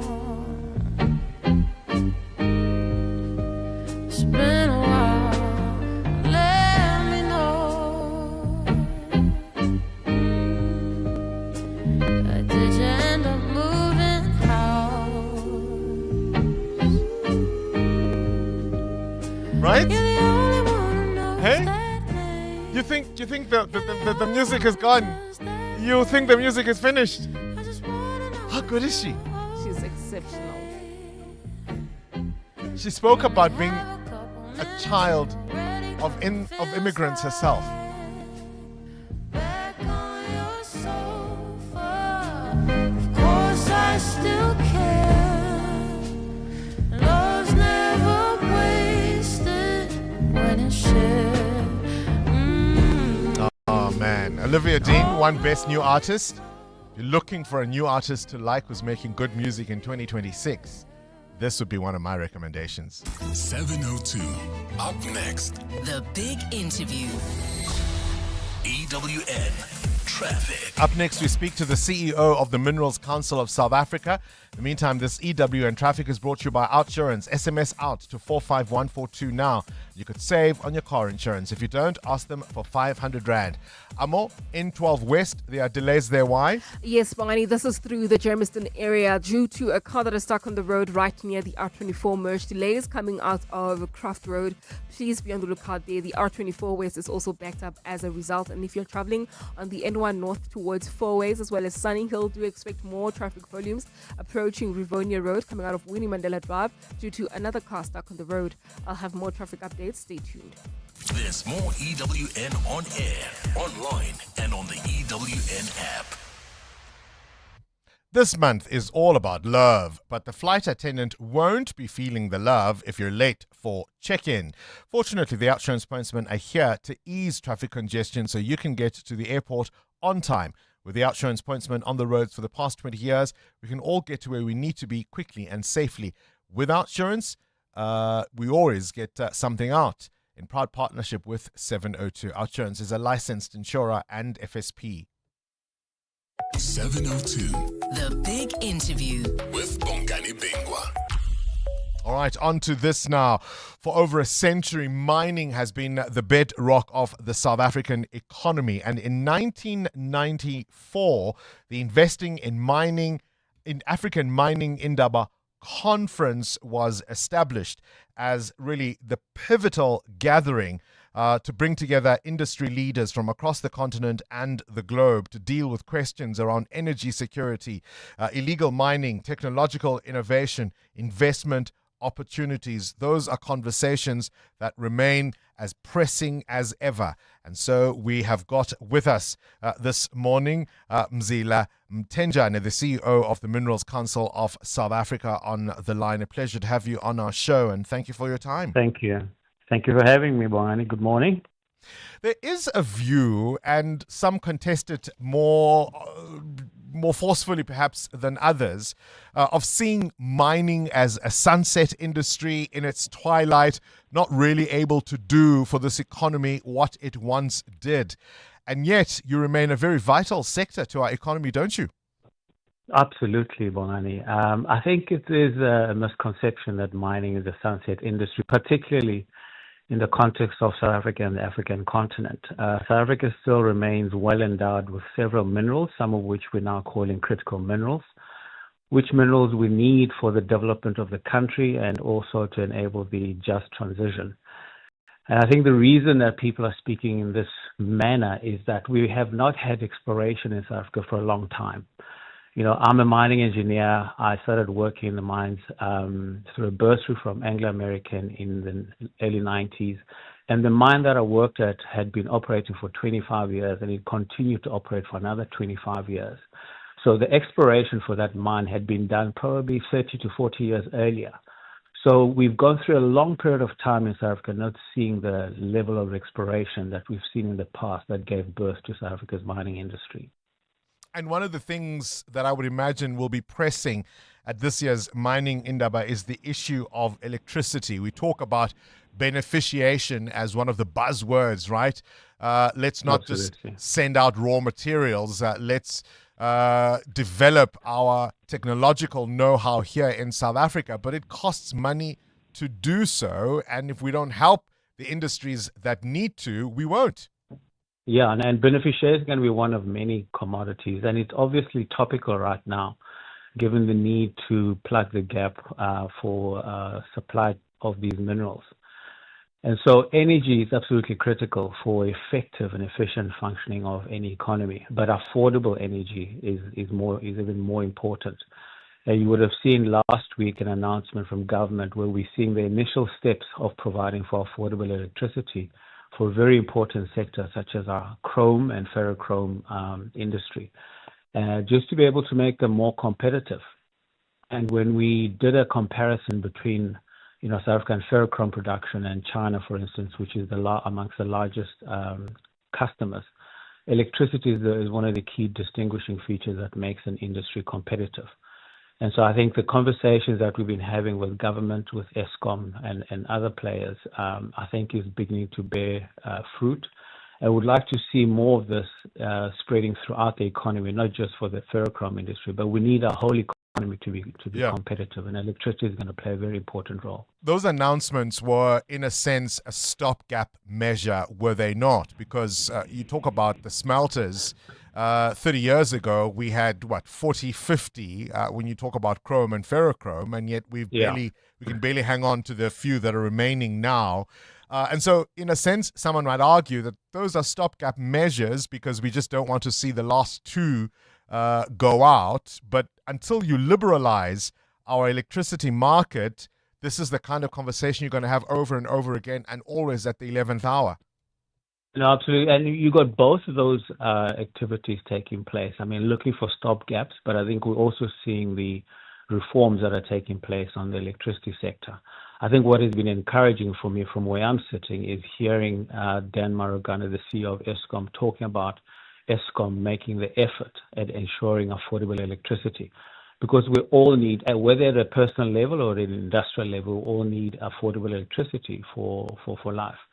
So in the meantime, I think these stopgap measures are necessary, and eventually these will come to a convergence point where I think the restructuring of the electricity sector will then provide for long-term, firstly, reliable supply of electricity and affordable, reliable supply of electricity. That's what we really should be working towards, and I think we're on the right step towards that. But if you look at the trajectory of our electricity tariffs, does it get us to affordable electricity, and what does that mean for energy-intensive operations, such as we see in mining? Yeah, so I mean, we do have a big challenge, and it might be that in the short term, and I'm not going to put a number of years to how long short term is or medium term is. So we're still faced with significant infrastructure expenditure. I mean, there's 14,000 kilometers of transmission that is required to be able to support renewables. There's a need to refurbish some of the old power stations. So I think whilst we're seeing this CapEx requirement, there might still be an increase or a higher trajectory of electricity. But as we see more and more renewables come on board, I think we should then begin to see a reduction in electricity as we get the right energy mix for South Africa's economy and energy generation. How concerned are you about some of what has emerged around possible mistakes in terms of the regulators' tariff decisions? Does that bring some uncertainty and concern? Well, it does, but what I'm pleased about is that the Minerals Council, together with other industry bodies like Energy Intensive User Group, FAPA, which is a Ferroalloys Producers Association, we've been working together to engage both Eskom and NERSA around that issue. And I mean, there's a lot of work that's taking place behind the scenes. It's not necessarily, something that needs to be discussed in public. And some of what you've been seeing coming into public in terms of, I think, a reversal in some of these decisions, it is because of the constructive engagements that we've been having with Eskom and government. And hopefully we can avoid these mistakes going forward. But it's really about just engaging constructively to try and fix these problems. We've just seen a community on the West Rand make the headlines. Sporong. These are residents who said they were terrorized by illegal miners in their neighborhood.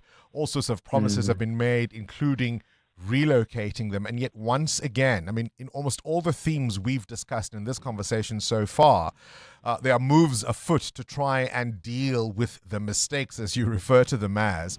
But is it your sense that we're not thinking ahead, we're reacting to events, we're allowing them to catch up with us, and we kind of, it feels that we're crisis managing? Whether it's illegal mining, whether it's electricity, whether it's the regulations, a lot of the conversation is crisis managing. It is unfortunate. It is concerning, and I think one of the things that we're putting forward as the Minerals Council in our engagement with government is that we need to actually, and I mean, you probably also heard the overuse of the word collaboration. We need to collaborate and be proactive at it towards opportunities, rather than, in response to crises. So all the crises that you mentioned, all of them have had to come to the point where we're standing at the edge of the cliff to respond. And we've responded effectively. And I mean, from a Minerals Council perspective, I'm proud of the response that we had in working with government to rescue those people that were trapped at Stilfontein. But I think there is a need for government, business, and civil society to work together proactively to avoid crisis.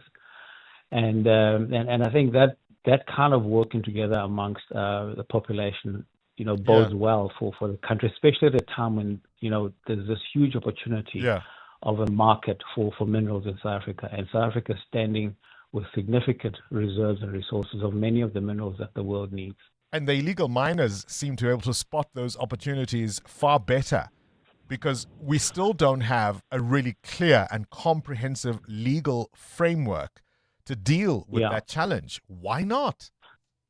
So we're pleased that the MRD bill, which is currently with the state law advisors, and we've been working with the DMPR in terms of providing our comments on that, has included provisions for, firstly, making illegal mining illegal and being able to respond to that appropriately. But I think more importantly, recognizing informal mining as an important economic activity and bringing in some formality in terms of applicable rules for informal, artisanal, small-scale mining, and trying to bring it more towards formality. And I think we should begin to see some improvement.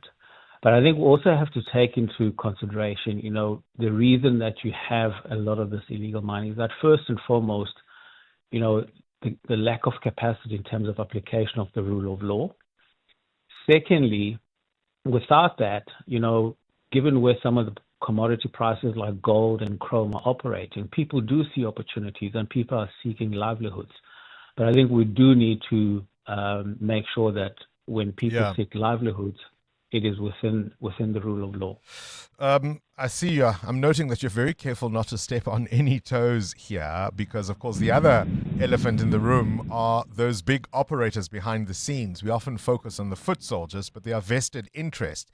And as you say, given where commodity prices are, the people who are pulling the strings behind the scenes stand to make a lot of money. And so perhaps they have a vested interest in the status quo remaining what it is. We're looking forward to a fantastic mining indaba, and appreciate your time this morning. Mzila Mtenjane, the CEO of the Minerals Council of South Africa. EWN Business. Very careful not to offend anyone there, hey? Muteo ahead of his big shindig. I understand that. Let's talk retail now, Muteo. ShopRite marking a sales growth. That's despite these tough economic times. Yeah, group sales climbed 7.2% at ShopRite to nearly 137 billion rand. That's close to 750 million in daily turnover.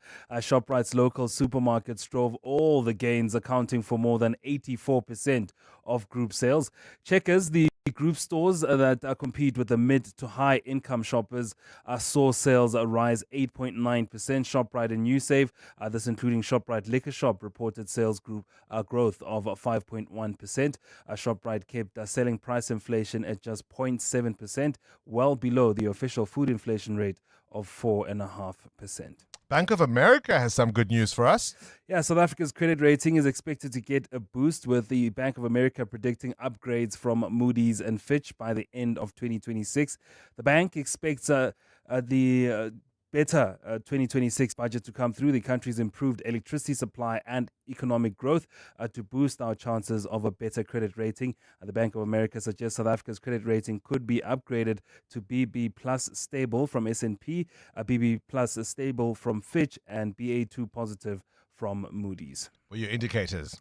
Well, some weakness on the market yesterday. The All Share down 1,143 points. Mining shares there down 5%. The main culprit that pulled down the local market.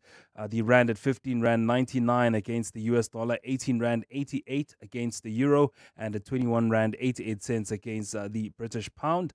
Price of gold at $4,811 an ounce, while platinum is at $2,141. Brent crude now at $65.86 a barrel. More business after 8. Time now for your latest eyewitness news. Straight to the news desk we go. Mbali Dlamini, the Blue Party, they're unhappy.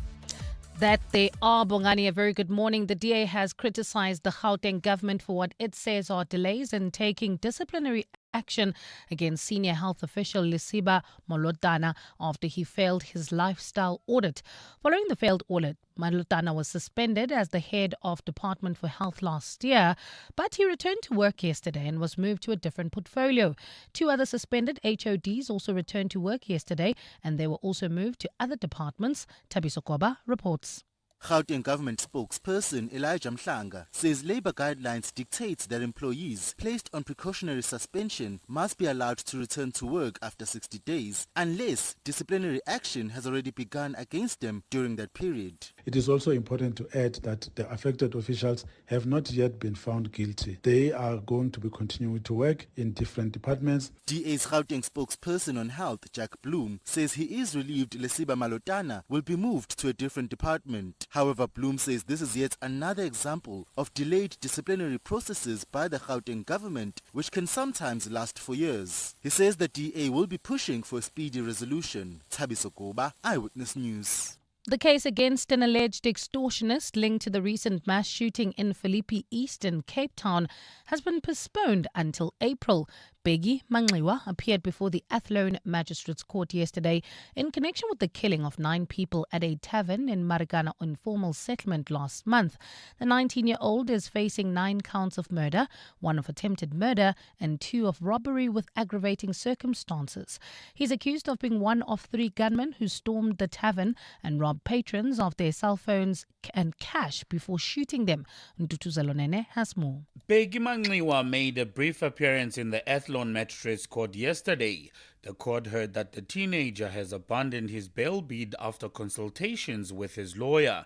The NPA's Eric Ndabazalila says should Bingwa change his mind, they will oppose his bail application. All these fall under Schedule 6, which places the onus on him to convince the court that it's in the interest of justice for him to be released on bail. So we will be opposing. Police are searching for 2 more suspects linked to the attack. Ntutuzelonene, Eyewitness News. And in Norway, the son of the crown princess is expected to go on trial from today, facing rape charges. Marius Borg-Høby is accused of raping 4 women and assaulting several ex-girlfriends. In total, he is facing 38 charges, some dating back to 2018. He was arrested again on Sunday evening on suspicion of assault, making threats with a knife and violating a restraining order. Høby, who faces up to 16 years in prison if found guilty, has admitted to some of the more minor offences but denies the most serious charges. A partly cloudy Tuesday in store for Gauteng today with afternoon thundershowers expected. Lows of between 13 and 15 degrees and highs of between 27 and 30. And in the traffic, we've got delays on the N1 North. This is between the Baklu interchange and the Allendale Road. While travelling in 4 ways, do expect delays on the N1 North approaching Winnie Mandela Drive due to a car stuck on the road. The top story in EWN, the DA has criticized the Gauteng government for what it says are delays in taking disciplinary action against senior health official Lesiba Molotana after he failed his lifestyle audit. Get the advantage this tax year end with Sage. No stress, no scrambling. Just seamless HR and payroll that keeps you ahead of UIF, PAYE and employment equity. All in one smart cloud solution. With automated compliance, real-time accuracy, and simplified HR and payroll. Give your business the tax year end advantage. That's Sage. Visit tax.sage.co.za today. If you're still thinking about one more trip before the calendar fills up, this is your sign. Fly Lift from Johannesburg to Durban from just 595 Rand. Complimentary snacks, drinks, and the kind of flexibility that makes travel feel so easy. So whether it's a quick reset, a weekend away, or a last summer escape, catch a lift. Book now at lift.co.za. That's from 595 Rand. T's and C's apply. Paying your COJ account made easier with Joberg. Hi, I'm Tebogo Mraka, the Chief Financial Officer at the City of Johannesburg. Remember, your city services are just a click away. With Joberg, you can view, pay, and manage your municipal account anytime, anywhere, no more queues, no more lost bills. It's quick, it's safe, it's smart. Visit www.joburg.co.za www.ejoberg.org.za to register today. 702 WhatsApp Bongani on 072 702 1702. Good morning, Bongani and 702 listeners. On the issue of gambling, it's very difficult for people to stop gambling, even though I know it's addictive. But the use of these ambassadors, those prominent guys, ambassadors like Robert Marau, Teko Modise, people think now this thing is nice. Look at the slogan of Iloto. They say winners know when to stop. You can't stop if you win. The only time to stop is when you are losing. So even the advertisements, the marketing attract a lot of people. Luvuyo Krasmiri. Morning, Bongani. I'm particularly worried about online gambling, not just official gambling sites, whether it be Hollywood bets, world sports betting, people betting on sports games, just in general.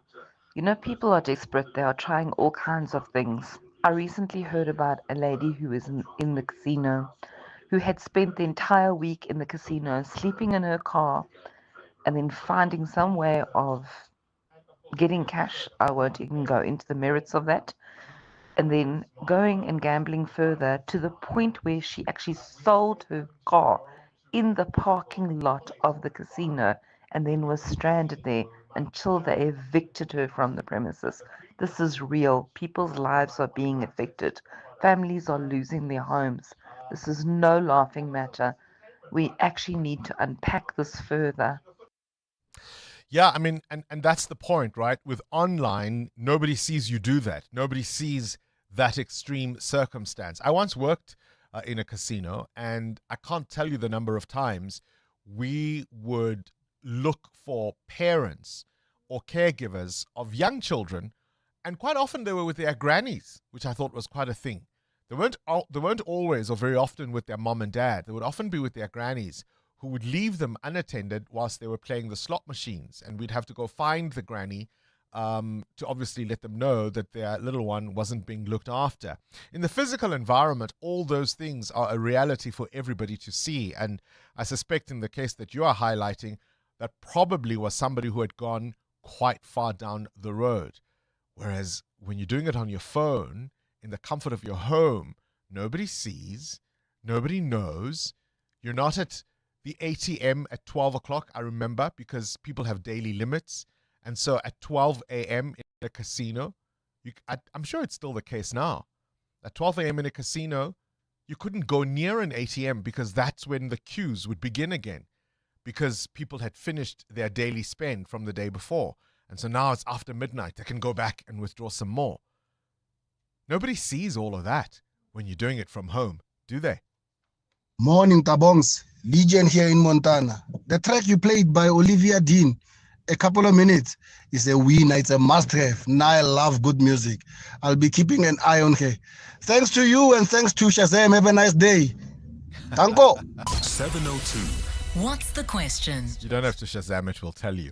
What's the question is brought to you by Outsurance. Your chance to win up to 3,000 Rand in cash. So first 1,000 Rand for the answer, and then a little later 2,000 Rand if you can give us the question. SMS out to 45142 now, and you could save on your car insurance. If you don't, ask Outsurance for 500 Rand. Let's talk to Dumelo in Johannesburg. Dumelo, give us today's answer, please. The answer is Olivia Dean. Oh, of course. Dumelo, tell me, have you got yourself a quote from Outsurance? Yes, I'm insured with Outsurance. You biscuit. You win 1,000 Rand. All thanks to Outsurance. Well, the answer then is Olivia Dean says, Dumelo, what's the question? Call us if you know on 011 883 0702. EWN Sport. All right, to defend the Rugby World Cup and to do it for, is it now the second time, hey? Third, we won it two Would times it be in a that row. we've won it? Yeah, that's right, the third time. So we've won four. Yeah. We've won four in total because we won obviously the 95, we won Yeah. 2007, 2019, and 2023. So yeah, The third defense. yeah. Gosh, that begins now. Right. So the 2027 Rugby World Cup, I mean, we did know who the Springboks were pooled with, but now we know where the final will be in Sydney on the 13th of November. And the Springboks will face Italy first in the pool stages on the 3rd of October 2027 in Adelaide, followed by Georgia in Brisbane on the 10th, Romania and Perth on the 17th. The knockout stages start with a round of 16 on the 23rd and 24th of October. Orlando Pirates have a chance to go 3 points clear at the top of the Betway Premiership table tonight. They've travelled to Durban to take on AmaZulu. Coach Abduslam Wadu. We are only focused in our target, what we want to achieve with Orlando Pirates. I don't like to speak too much about the other teams, but we want to focus in the league now and in the Nedbank Cup. Also tonight, Arsenal has a 3-2 aggregate lead over Chelsea going into the second leg of the Carabao Cup semi-final. In the Premier League last night, Sunderland beat second from bottom Burnley 3-0 with goals from Diarra and Talbi after Tonzebe scored an own goal. Sunderland are up to 8th. Transfer news, Liverpool signed defender Jeremy Jacquet from French side Rennes for £60 million. He'll only start next season. Crystal Palace have completed the signing of striker Jorgen Strand Larsen from Wolves for a club record £48 million. And the T20 World Cup starts this weekend, the cricket. Australia won't have fast bowler Josh Hazelwood for the early stages. He still hasn't recovered from an Achilles injury. Sean Abbott has been called up as a travelling reserve. Cindy Paluta, Eyewitness News Sport. EWN Traffic. 18 to 8, let's catch up with the roads. Amo, is it a busy Tuesday? Oh, it is indeed, Bongani, especially if you're traveling through the N12 West coming out of Benoni towards the Bedford View area. We do have heavy traffic volumes. This is between Craft Road and the Bululi's interchange. And if you are traveling at the OR Tambo, near the OR Tambo interchange, we've got an accident reported on the R21 South. This is your approach Barbara Road, and it's causing heavy traffic volumes there. There's also queuing traffic on the M1. In fact, stop and go between Boysons and Halton Drive. And then if you're traveling on the southerly direction, delays as well on this route between Grayston Drive and Halton Drive. If you're traveling within the inner city areas, of course, the problematic areas remain Parkmore with delays on Republic Road and Winnie Mandela Drive. Brown Fisher Drive also heavily backed up. And then in the Sandton CBD, delays along South Road as well as Catherine Street and even Grayston Drive just as you turn off from the Mike 1 North. I'll have more traffic updates. Stay tuned. There's more EWN on air, online, and on the EWN app. Stop and think. Will you survive the AI revolution or thrive? Reed Genesis students are thriving. 11 cutting-edge schools, 111 countries, world-class team of 1,111 with one mission: awakening your potential. So you can choose from law, business, technology, AI, health, economics, entrepreneurship, public management, skills academy, and digital Regenesis. Undergraduate, postgraduate, upskilling, customized corporate programs. The question isn't, can you afford to enroll? It's, can you afford not to? Enroll now. Regenesis.net. Achieve your dreams. The decision to switch to OUTsurance. Not only was it quick and easy, but gave us more favorable premiums and more cover. OUTsurance business insurance clients know that it pays to switch. And did you know you could get an out bonus of up to 10% of your paid premiums back for restaurants, pharmacies, and all other businesses? Get a quote today and see why it pays to switch to OUTsurance business insurance. Visit outsurance.co.za or call 08600 60000 today. Licensed insurer and FSP. TCs and information online. Do you suffer from heartburn and hyperacidity? To relieve heartburn for the whole day and night with one tablet, a potent once-a-day treatment, which was previously prescription only, is now available over the counter. Ask your pharmacist for an over-the-counter, long-lasting heartburn treatment. Brought to you by Sandoz. 702. What's the question? For 2,000 Rand in cash, all thanks to OUTsurance. Please tell me what's the answer. What's the question, rather, if the answer is Olivia Dean. Let's go to Ongezwa in Port Elizabeth. Ongezwa is gone. Tulahanyo in Bryanston. What's the question? The question is, which artist won Best New Artist at the 68th Grammy Awards? Yes, indeed. And have you heard her, Tulahan? Yes, I have. Absolutely. Do you like her? Love her. She's amazing. Love her. She's amazing. I'm told you're a client of OUTsurance. How about 2,000 Rand coming your way? Thank you so much. Hey? Crossing over on all night. It's like a type of alchemy. Introduce me to your best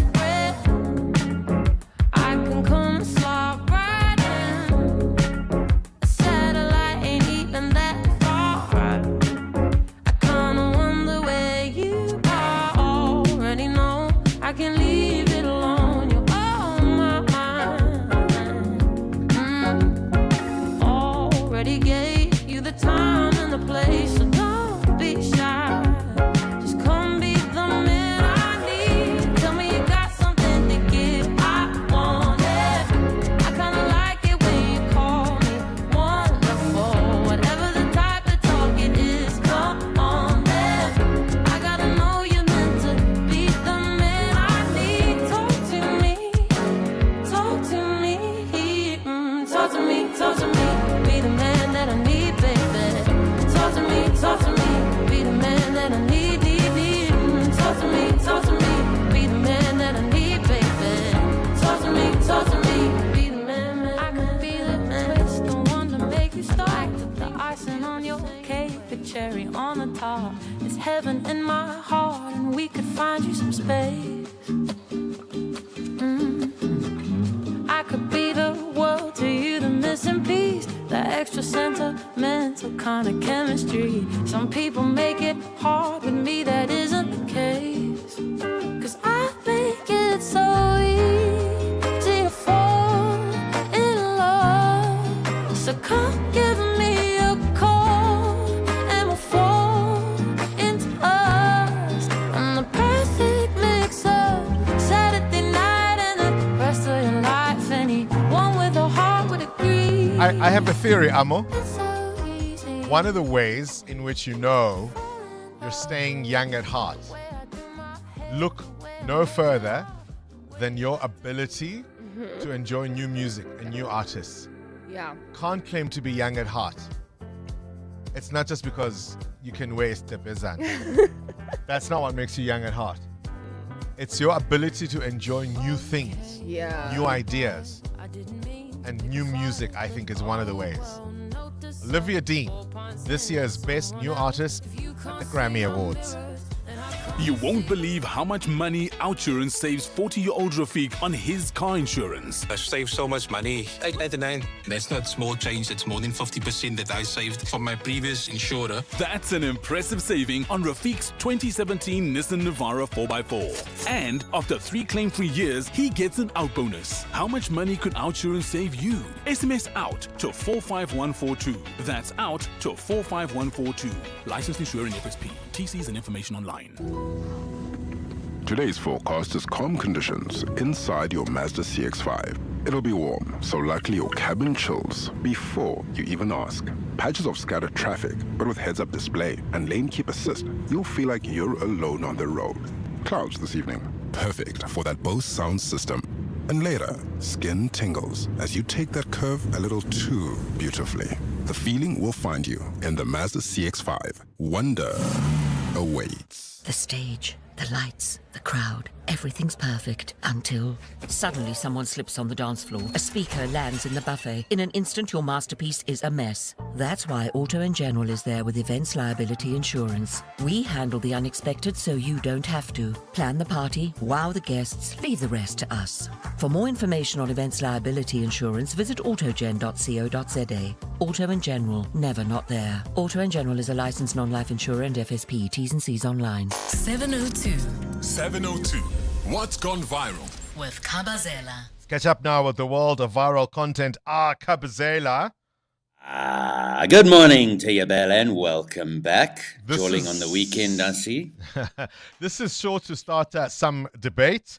Professions and dating. Yeah, this was a question that somebody posed on X, and it got a huge response. And I mean, the answers are all varied, and I mean, people probably have their own reasons as to why they wouldn't date certain professions. So have you thought about it when you've met somebody and, you know, maybe you're chatting online first, you know, these days, and somebody says, well, you know, I do this for a living. Does that maybe put you off? And you think, no. And if it does put you off, what is the reason why? Is it because you think maybe the earning potential there is not great, or maybe the environment that they're in doesn't suit your morals and ethics? There's so many reasons, right? So some of the things here basically are girls who are in bottle girls in clubs. Lawyers comes up quite a lot. Accountants, bailiffs. There's so many. Doctors, and the reason for this one is they are always right. You can't correct them. Okay. Teachers. Some people saying teachers because teachers are naughty. I don't know how true that is. So, yeah, if you had to, ask yourself that question and look at your dating history, what professions have you turned down? For me, I don't really mind what profession, but, there's only one profession that I probably wouldn't wouldn't look at, and that's if you work in the correctional services industry, so you are in the jails. I wouldn't go for anybody that works in that kind of environment, because, and I may, touch a nerve here or two if you work in that environment, but I just don't understand why you would want to surround yourself on a daily basis with the dregs of society who have committed crimes, and you have to be around those kind of rehabilitating them. Okay. I thought so that's I thought you were going to use something more obvious, like the oldest profession. For example, I thought you might not go for somebody working in that one. Or an exotic dancer or something. I'm talking legal professions. Or an exotic dancer, that's legal. Or an OnlyFans model. When you know what I mean? Date an OnlyFans model, perhaps. Or content creators, hey? Imagine every time you're on holiday, you spend half the holiday carrying lights, making sure that the lighting is just right so you can take their content. Hey, that would be challenging enough. Living life through the camera, absolutely. All right. Are there professions you won't date? You will not date somebody who does this or that job. What jobs would those be? Now, I'm old school when it comes to the next topic, Kabazela. Expiration dates. I often think just use the old rule. If it smells bad or if it has mold or it looks funny, only then must you toss it away. Yeah, I generally have the same sort of idea on that. And also if it smells and it's got all, like you say. But the reason we're chatting about this is a daughter, had gone to visit her parents' house. And she opened up the fridge and she was like, how many condiments do you have in this fridge? There's sauces and jams and a whole bunch of stuff here. Do you even use it? She started looking at some of the expiry dates, and this is what she discovered. Mom, this expired in 2017. No. It's still good. Oh, no. 2015? I'm not risking my life. Cinnamon red. 2017. Fine. Curry lasts forever. 10 years. John. Is it supposed to be ketchup? It's natural. It's tomatoes. 2022. Yeah, it's recent. That are spicier. 2017. 2021. John, you've been eating that. Mom, how long have we had this? I forget about it. No. This all the time. Let's say 2024. So, I mean, how many of those products are completely expired? I'm sure they must have little bits of mold growing on some of them. But, I mean, I had a look in my fridge this morning, and there are some jams and sauces and peri-peri sauces that have been in there for a long time. And they're fine. They're perfectly fine, I did find maybe a Nando sauce that has been in there for quite a while, and maybe has gone a little bit off when I tasted it. But I mean, you have those things there. But, Bongos, there are people that even if it's gone past the best before date, not expired date, they will just chuck, I'm not having it, it's gone, out, throw it out. So what is your rule when it comes to expired and best before dates? Do you keep or do you chuck? I wonder if it's a generational thing as well. I think the older folks among us might think that, these dates are put there by certain brands to make sure you go buy a new one, even if you haven't used it fully. And the difficulty is, I have an ex who was obsessed with expiry dates. Yes. And you can't argue. Do you know what I mean? Because the expiration, it's there. And then you think, oh gosh, if I do argue and then something really bad happens, but if they're not looking, put it in the pot. but why do some products have an expiry date? So you can go buy for more. Example, there's the salt, very fancy salt, millions of years old from the earth, beautiful, beautiful salt. And at the bottom of the container, there's an expiry date. So how does salt go expire? figure? I think I saw an expiry date on a bottle of water not too long ago. I'm like, Johnny. If it doesn't have mold and it doesn't smell funny, drink it or I eat use it. it. Yeah. I use it. That's me. What's yours? Are you finicky about expiry dates? Let us know. 702. Feedback with Baphelile Sambo. Baphelile Sambo, Hey, Are you Bongani. finicky about expiry dates? Yes, I am. Actually, I was talking to Rafiwa that every time I have to eat, even overnight food, it's a problem for me. My throat will like close up. I choke. I just think I'm an overthinker. I will think, what happened to this food? And if it's expired, then it's a no-no. I won't even go there. I won't touch it. It's a Like generational bread, even bread. Awuka It's lambi. 1 day You've expired. never been hangry. Oh my God. Awuka lambi, that's You your think problem. so? You've never been I mean, hangry. my mom is also like you. She says the expiry date are just for business. That's like, nah, that doesn't mean anything. It just means you can, like, I'm like, no way. It means something. They not put it here for nothing. And are there professions you won't date? In the media industry. No. Somebody does what you do. Yeah, no. Because you'd always be at work. Yeah, and what are we going to talk about? We're going to talk about the same thing, same people. All the time. It's not going to work, yeah. Okay. Yeah. There goes my chance, hey? There goes yours. Everybody's chance. Everybody's chance. All right, what other feedback do you have? Bongani, following our discussion on gambling with Dudley Baileys, many 702 lenders raised concern about the growing number of gambling advertisements. They're concerned about that. They're saying it's everywhere. Tembi on WhatsApp saying it's even on airports. You can't avoid it. The flashing light, it just makes you want to try it and see what it's all about. So they are saying the advertisement, maybe let's take it down a notch a little bit on those. Would it make any difference? I mean, we put a lot of warnings on cigarettes, and that didn't stop people smoking. If anything, now they're smoking illegal cigarettes, and that's a problem of its own.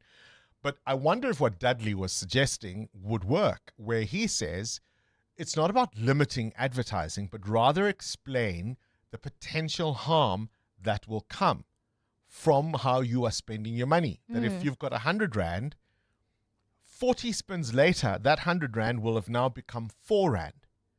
Do you know what I mean? Yeah. Because people don't think about the detail of how this thing is set up. The system is designed to take your money. I think we all Look want at to the casino. Yeah. Look at how well it's decorated. Even if you don't like the often ghastly gold casino decorations, the point is you don't have that gold. Yeah. In your house, you don't have those marble floors. Where do you think that money comes from? I think maybe you're thinking you can do the same, trying your luck. I'm different. I'll do better.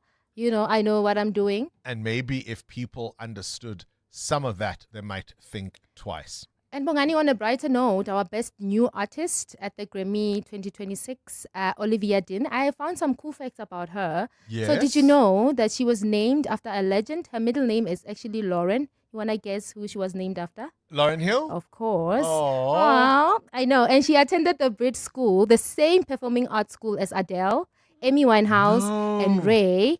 And Amy Winehouse. When you say Amy Winehouse, it makes sense. I know. Adele, Ray is amazing. Amy Winehouse was there. Oh, wow. Yeah. And also she was a busker on London South Bank at just 17. And now she's a Grammy And now she's a award-winning Grammy Award-winning artist. Wow, great that's is she? absolutely fantastic. What new music have you discovered? I'm not talking about music from 2020. It's no longer new, Amo. What new music that's being released now are you listening to? Can you let us know? 072-702-1702. Amo? I am listening to, along with Olivia Dean, because I love her. And on top radio, on music radio, she's often number one. Every weekend, she's been number one. And so it's just been interesting, along with Silo. He plays the cello. And he fuses gospel music with... Silachwe. Yes, Silachwe. Right? His name is actually Abel Silwache. Yes. He is amazing. Yes. Absolutely amazing. Yes. Oh, look at you. Look at you, knowing things that young people like Baphelile know. Hey? Amo? More of your calls, more of your responses to the Mining Indaba conversation. And, of course, coming up next, a chance to win with Auto and General. WhatsApp 072-702-1702 with the keyword Auto and General. Plus your name and ID. Follow the prompt, and we could be calling you to play a quick driver challenge inspired by the worlds of motoring and golf on 702. This is EWN. Suleiman Karim wants to avoid Madlanga Commission testimony, and dry taps leave residents frustrated in parts of Joberg.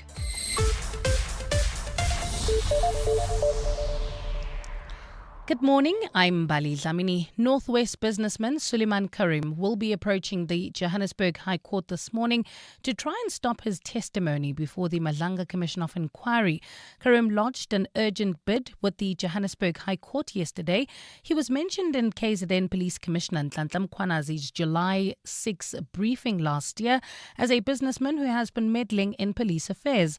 Khomotso Modise reports. According to testimony at the Malanga Commission of Inquiry, Northwest businessman Suleiman Karim used his political links to ensure alleged crime boss Vusmozi Katmadala received payments from the police regarding his 360 million rand tender.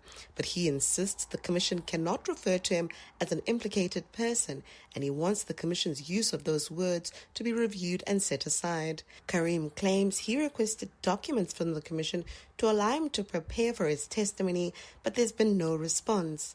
Today, Karim's lawyers will argue for his testimony to be stayed until the second part of his legal bid is heard in the High Court.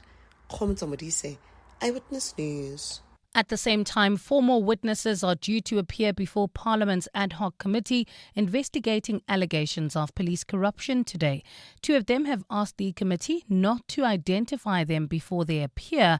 Yesterday, political parties bumped heads over their final list of witnesses as their deadline to wrap up the probe fast approaches. But DA MP Diane Kohler-Barnard and the NCC's Fadil Adams, both accused of the improper handling of crime intelligence information, have been set down to testify next week. Lindsay Dentlinger reports. While political parties have largely agreed that Sarah Trent, the personal assistant of forensic investigator Paul O'Sullivan, should be added to its final set of witnesses, they are not pleased that Speaker Toko Didiza has rejected their request to summon O'Sullivan to appear in person. Yesterday, 2 more witnesses, one proposed by the Patriotic Alliance and another by the EFF, were added to the witness list. However, parties could not agree on whether it's sufficient for President Cyril Ramaphosa to only make a written submission. EFF leader Julius Malema accused ANC MPs of trying to shield the president.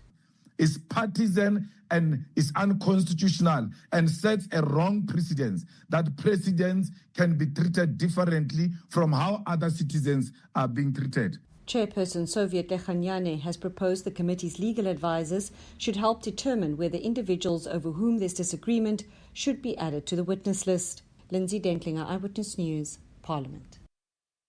Johannesburg MMC for Environment and Infrastructure, Jack Sikwaila, says the city is working closely with 2 major water utilities to pump water back into dry taps. Frustrated residents across Midrand and other parts of Johannesburg have been without water for days now. This after supply systems came under pressure following emergency repair work and operational disruptions at key Rand water facilities. Parts of Tshwane have also been affected by this. Sikwaila gave an update while attending to a wall collapse in Doornfontein near the Joberg CBD yesterday. Rand water they've done their repairs and maintenance. What is left now is for that particular volume of water to come from Rand water side to this part of Johannesburg. So they've done the pumping, they're busy now pumping. So we've requested them to pump even overnight so that we can recover on our side. But I must indicate that the whole entire system from Klipfontein Reservoir and Rand water side, it was empty all the way to the area that's with the Midrand, Greater Ivory and so on. So all those reservoirs were empty. Now it means that we might need about a week or so to recover. Sikwaila says residents may still feel the pinch before water systems are fully restored. What we normally do to recover early, we close outlet during the night because at night people don't use water. So we close the outlet so that the reservoirs can pick up. So once the reservoir pick up, then we're able to allow them to go out in the early hours of the morning around 4 o'clock. And US President Donald Trump has sidestepped a question about his threat to sue comedian Trevor Noah. He posted on his Truth social media platform that he would be taking legal action against the host for a joke that he told at the Grammy Awards on Sunday evening. Song of the Year. Congratulations, Billie Eilish. Wow. That is a Grammy that every artist wants, almost as much as Trump wants Greenland. Which makes sense. I mean, because Epstein's island is gone, he needs a new one to hang out with Bill Clinton. So, I told you it's my last year. What are you going to do about it? Epstein was accused of sexual abuse and arranging for other wealthy and powerful men to abuse women and young girls. U.S. officials say he killed himself while in custody in 2019. Trump was asked about the threat of a lawsuit during a White House media engagement last night, and he did not confirm on camera that he would actually go ahead with that action. He said that I spent time on Jeffrey Epstein's island. I didn't. I mean, he's a lightweight, this guy. He's a terrible, I think he's terrible. I thought he did a terrible job at the Grammys. I thought the whole Grammys was terrible. I watched part of it. It's not watchable. But he was a lousy host. I'd say not as bad as Jimmy Kimmel, but pretty close. Gold is trading at $4,805.57 an ounce. The rand is at 15.98 to the dollar, 21.87 to the pound, 18.86 to the euro, and Brent crude oil is at $66.30 a barrel. And in the traffic, we've got delays in Kaya Sand along Malibongo Drive. A major accident scene reported along this route. It happened right after River Road. It's causing heavy delays. Please be on the lookout there while traveling in four ways, queuing traffic on Winnie Mandela Drive. This is between Witkoppen Road and Leslie Avenue due to peak time delays. And in your sport, Orlando Pirates have a chance to go top of the Premiership tonight when they take on Amazulu. Arsenal have a 3-2 aggregate lead over Chelsea ahead of tonight's second leg Carabao Cup semi-final. And Super Rugby Pacific giving TMOs less of a voice in a move to improve the flow of the game. A partly cloudy Tuesday in store for Gauteng with afternoon thundershowers expected. Lows of between 13 and 15 degrees and highs of between 27 and 30. The top story in EWN this hour, Northwest businessman Suleiman Karim will be approaching the Joberg High Court this morning to try and stop his testimony before the Madlanga Commission of Inquiry. EWN, in touch, in tune and independent. For the latest, visit ewn.co.za or download the EWN app. Your brain's a well-oiled machine. Now put it to work in the brain of 702. Enter on primemediaplus.com. T's and C's apply. This is Breakfast with Bongani Bingwa On 702. Let's walk the talk. 8 minutes after 8. Welcome to 702 Breakfast. If you've just joined us, we've had two important conversations. One looking at particularly online gambling and the fact that so many people get ensnared without really doing the calculations. The house always wins. It's as simple as that. And then we spoke to the CEO of the Minerals Council ahead of the all-important mining indaba, and he makes the argument that we shouldn't be thinking of mining as a sunset industry in its twilight years. There's still enormous potential, and we need to make special concessions to make sure that this industry is able to beneficiate all of the raw commodities we are getting from underneath the ground. The story about water in Johannesburg, Midrand, and a few parts of the city without water for a few days, and now we're being told by the MMC for Environment and Infrastructure that they're working closely with two major water utilities to pump water back into the dry taps. Is it your sense that at times you don't get the impression of forward planning? You know how specific the Chinese government is when it comes to their 30, 20, 15, 5, 3, 4 year plans. Things don't just happen in China. They are usually plans that are announced to the detail. That when this happens, we'll be there. By the time that we're at this growth level, this is what we'll be putting in. This is the infrastructure. This is the backup plans. Whereas Tina, you know when there's a storm and there's a leak on your roof and you go, iyavuza, isiling.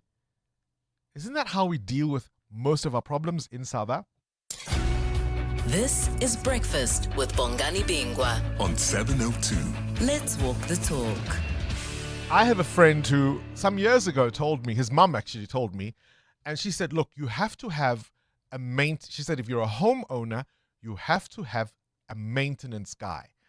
And hopefully you find somebody who is good enough to be your regular maintenance guy. And so what happens with each season, you're able to have the same person do a health check on your property. In other words, the same guy who will now say, oh, last year we didn't do the gutters. I think it's time for us to do the gutters. Oh, last year we didn't do the plumbing. This year, let's do the plumbing. The paint, what do you call it? The wiring. The wiring. It could be, I'm thinking, the damp proofing. That's what I was thinking of. Yeah. So the wiring, perhaps you don't always, you might do that perhaps once a decade. I don't know. But things like rising damp or the roof being Gutters, sealed, yeah. the gutters, those are regular things to fix. And you can't look to the insurance to sort those out, right? Those are your regular maintenance things. We, on the other hand, in terms of how this country is run, feels like we don't have that. Is it me?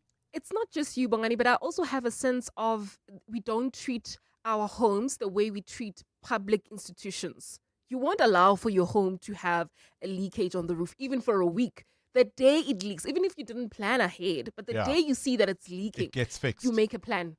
But not with our public institutions. We live with buckets, eh? Yeah. I mean, I'll never forget, and I love the SABC. Please understand me. I cry for the SABC when it's not doing well.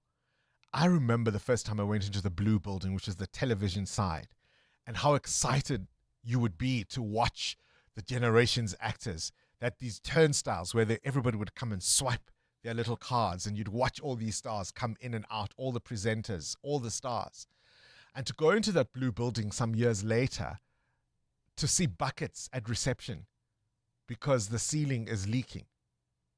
And those buckets are there to catch water, and there's no plan to fix that leakage. Gosh. Let's talk. We're listening. Good morning, Bongs. This is Kabelo from Pretoria. I'm not in the dating game, but the first profession that I think of would be a medical forensic pathologist. One who does postmortems, because of now persistently think, where have those hands been during the day? And number two is, what on earth scares you? So a forensic pathologist, that would be completely out. Bungles and 702 landers. Hope everyone is having a great Tuesday. I am a lawyer myself, and I would not recommend dating a lawyer. Don't do it. Do not do it. Anonymous from Pretoria. Morning, Bongani. I would never date a police officer, a member of the military, or a security guard that handles guns. I am scared of those people. Morning 702, Gerald here. For me, I wouldn't go for anybody or date anybody who works in a funeral parlor, or I don't know, is it called a mortician? But yeah, just think, you handle people who have passed, which is where we thank you for that, but then you must come and touch me. No. No, thank you. So what happens when, because depending on your tradition and your family, when someone does pass away, there are a few select individuals that are asked to come and handle the body and perform the last rites. You don't have to work in a funeral parlor or be a forensic pathologist to be able to be involved. Maybe not as regularly, I get that point, but really, where have those hands been? Our first voice note wanted to know. We're talking about professions you won't date. We've had forensic pathologist, because that's the concern. Where have those hands been? Anonymously, a lawyer calls in to say, don't date lawyers. Does that mean we shouldn't date you either? You happy to be single for the rest of your life? Some concerns about law enforcement, people particularly who handle weapons and guns every single day. Muteo, you're not in the dating game, but when you were there professions that you said, sorry sis? Not really. I was open to anything, but then I found out that people don't want to date journalists for various reasons. So you were lucky. Some you were being lucky money, to be dated. the amount of money we make, not up make. to scratch, or Or don't the money make. we don't make, you Also, mean. not being available all the time because there's a breaking story Yeah. somewhere. So yeah, no, we weren't up the list. Of And the people to risk, date. and the risk you faced, right? Yep. From those who may want to go after you. Amo, professions you won't date? I mean, you're not in the dating game. Let's make that Definitely clear. the police. What's wrong with military. law enforcement, Tatu police. No. It's the uniform. risk of what can happen to you, right? How about Tatu police? No, I don't want to be washing the navies uniform. and no. Lady boots. And ironing those hard cottoned materials. And no. making them starchy and perfect, huh? Thank you. Eat it, great. You shit, Tatu police. No? No, thank you. Okay. EWN Traffic. 16 after 8. This EWN traffic is brought to you by Outsurance. SMS out to 45142 now. And you could save on your car insurance. If you don't, ask them for 500 Rand. Amo, Malibongwe, what's going on there on that drive? A major accident scene, Bongani, reported right near River Road. It's causing heavy delays. If you're traveling on the southbound of this route, do expect delays as well towards Witkoppen Road. There's also queuing traffic reported on the R21 north in the Tembisa area heading towards the city of Tshwane. Roadworks are back up again, causing these delays. There's also queuing traffic in Centurion along the N14 east towards the Brakfontein interchange. Please try to use Old Johannesburg Road as an alternative towards the N14. I'll have more traffic updates coming up. Stay tuned. There's more EWN on air, online, and on the EWN app. Don't blow your paycheck on high car insurance premiums when you could be saving with Outsurance. So how much does 35-year-old Zanai save? A whopping 1,180 Rand. That's an incredible 1,180 Rand monthly saving on Zanai's 2017 Mercedes-Benz GLA. Get a quote now and see how much Outsurance could save you. SMS out to 45142. That's out to 45142. With Outsurance, I'm saving a whole 729 Rand. 729 Rand is a sweet saving on 32-year-old Parushka's 2020 Haval H2. And after 3 claim-free years, you get an out bonus. Yes, I'm ready for that out bonus. You also get benefits like 24/7 roadside assistance and loads more. Get a quote now and see how much money Outsurance could save you. SMS out to 45142. That's out to 45142. Licensed insurer in FSP. TCs and information online. Limits apply. Your office is more than just a place to work. It's a reflection of your success. At Desk and Chair, we help you elevate your workspace with locally manufactured desks and a wide range of chairs to suit your style and budget. Our expert consultants are with you every step of the way, from planning to delivery and assembly. Visit our showroom in Midrand or shop online at deskandchair.co.za. Desk and Chair. Think, feel, work better. When choosing a medical aid, look carefully at the benefits. Like the benefit of cover that does more than just pay a claim. It pays you for living healthier. With the Personal Health Fund from Discovery Health Medical Scheme. The benefit of checkups, dental visits, and healthy choices, earning you up to 20,000 Rand on top of your medical savings account for day-to-day healthcare. Just another benefit that makes Discovery Health Medical Scheme for your health like no other. Speak to your financial advisor or visit discovery.co.za to get a quote. Discovery Health Medical Scheme is a registered medical scheme. Back to side, back to business. Back to getting the job done the way you like it. Join us from the 22nd of January to the 1st of March for the Chamberlain Back to Business promotion and get excited by incredible offers. From paint and power tools to in-store board cutting and edging. You'll have everything you need to start your year off the right way. Plus, with our wide range of rugged sideware, you'll be comfortable doing it too. Chamberlain, famous for hardware since 1903. John Perlman. Weekday afternoons, 3 to 6. Can I just say, if they wheel out the election figures, I think Trevor Noah's defense would be in shreds if he even bothered. Clearly, the president of the US does have a reputation to defend. It's a question of the particular allegations concerned. Has he been accused of that so many times? So if, for example, he hadn't been to Epstein Island, but he had a conviction of some kind of sexual abuse, obviously he doesn't in this case. Going to a geographical location is not on its own a defamatory John statement. Perlman. 3 to 6 on 702. 702 Afternoon Drive with John Perlman is proudly brought to you by Telkom Business. Possible begins here. If you know your putters from your potholes, it's time to win with Auto & General on 702. Auto and General is shifting your week into high gear on 702. Your shot at big winnings start here.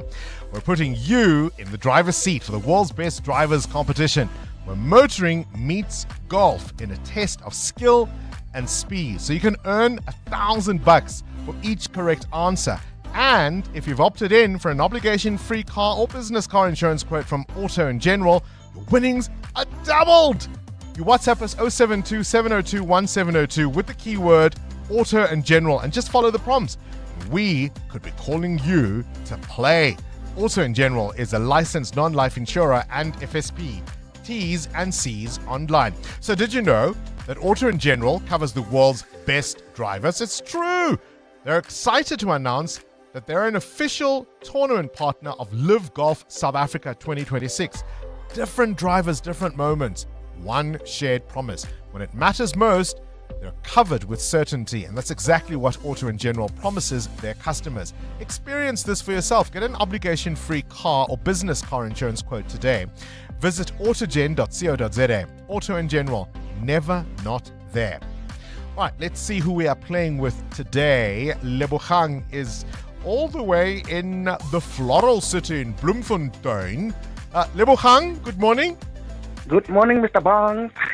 Right, you're going to hear two words, and I need you to know which is golf-related and which is car-related. Right? Absolutely. Let's play the world's best drivers game. All right, here we go. Round one. Birdie versus bonnet. Bonnet is for car, Bentley is for golf. You biscuit! Absolutely right.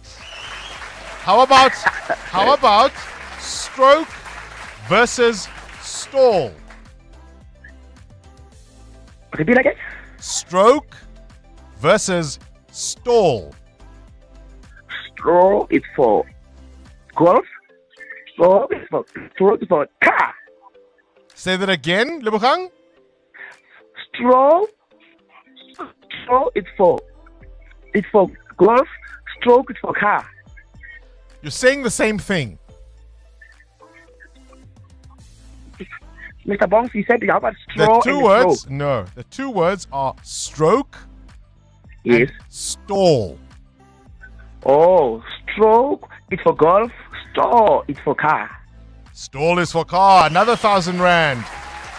Last one. Car park versus cart path. Car park is for car. Car park is for golf. Cart path is for golf.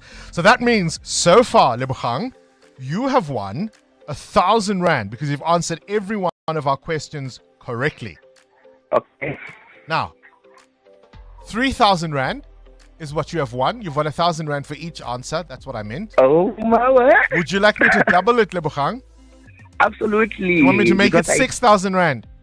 Double it, Mr. Bong. Can you tell on me this man. question? Have you opted in for an obligation-free insurance quote from Auto and General? I did opted in and they did give me a call for quotation. You did? Yeah, Are you sure, Lebogang? 100% We sure. know where you live. Yes, you can confirm it right now.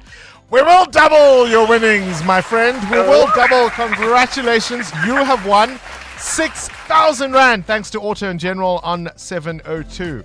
It's been Thank absolutely you so much. fantastic. Congratulations, Lebogang. Your winnings, of course, being doubled there.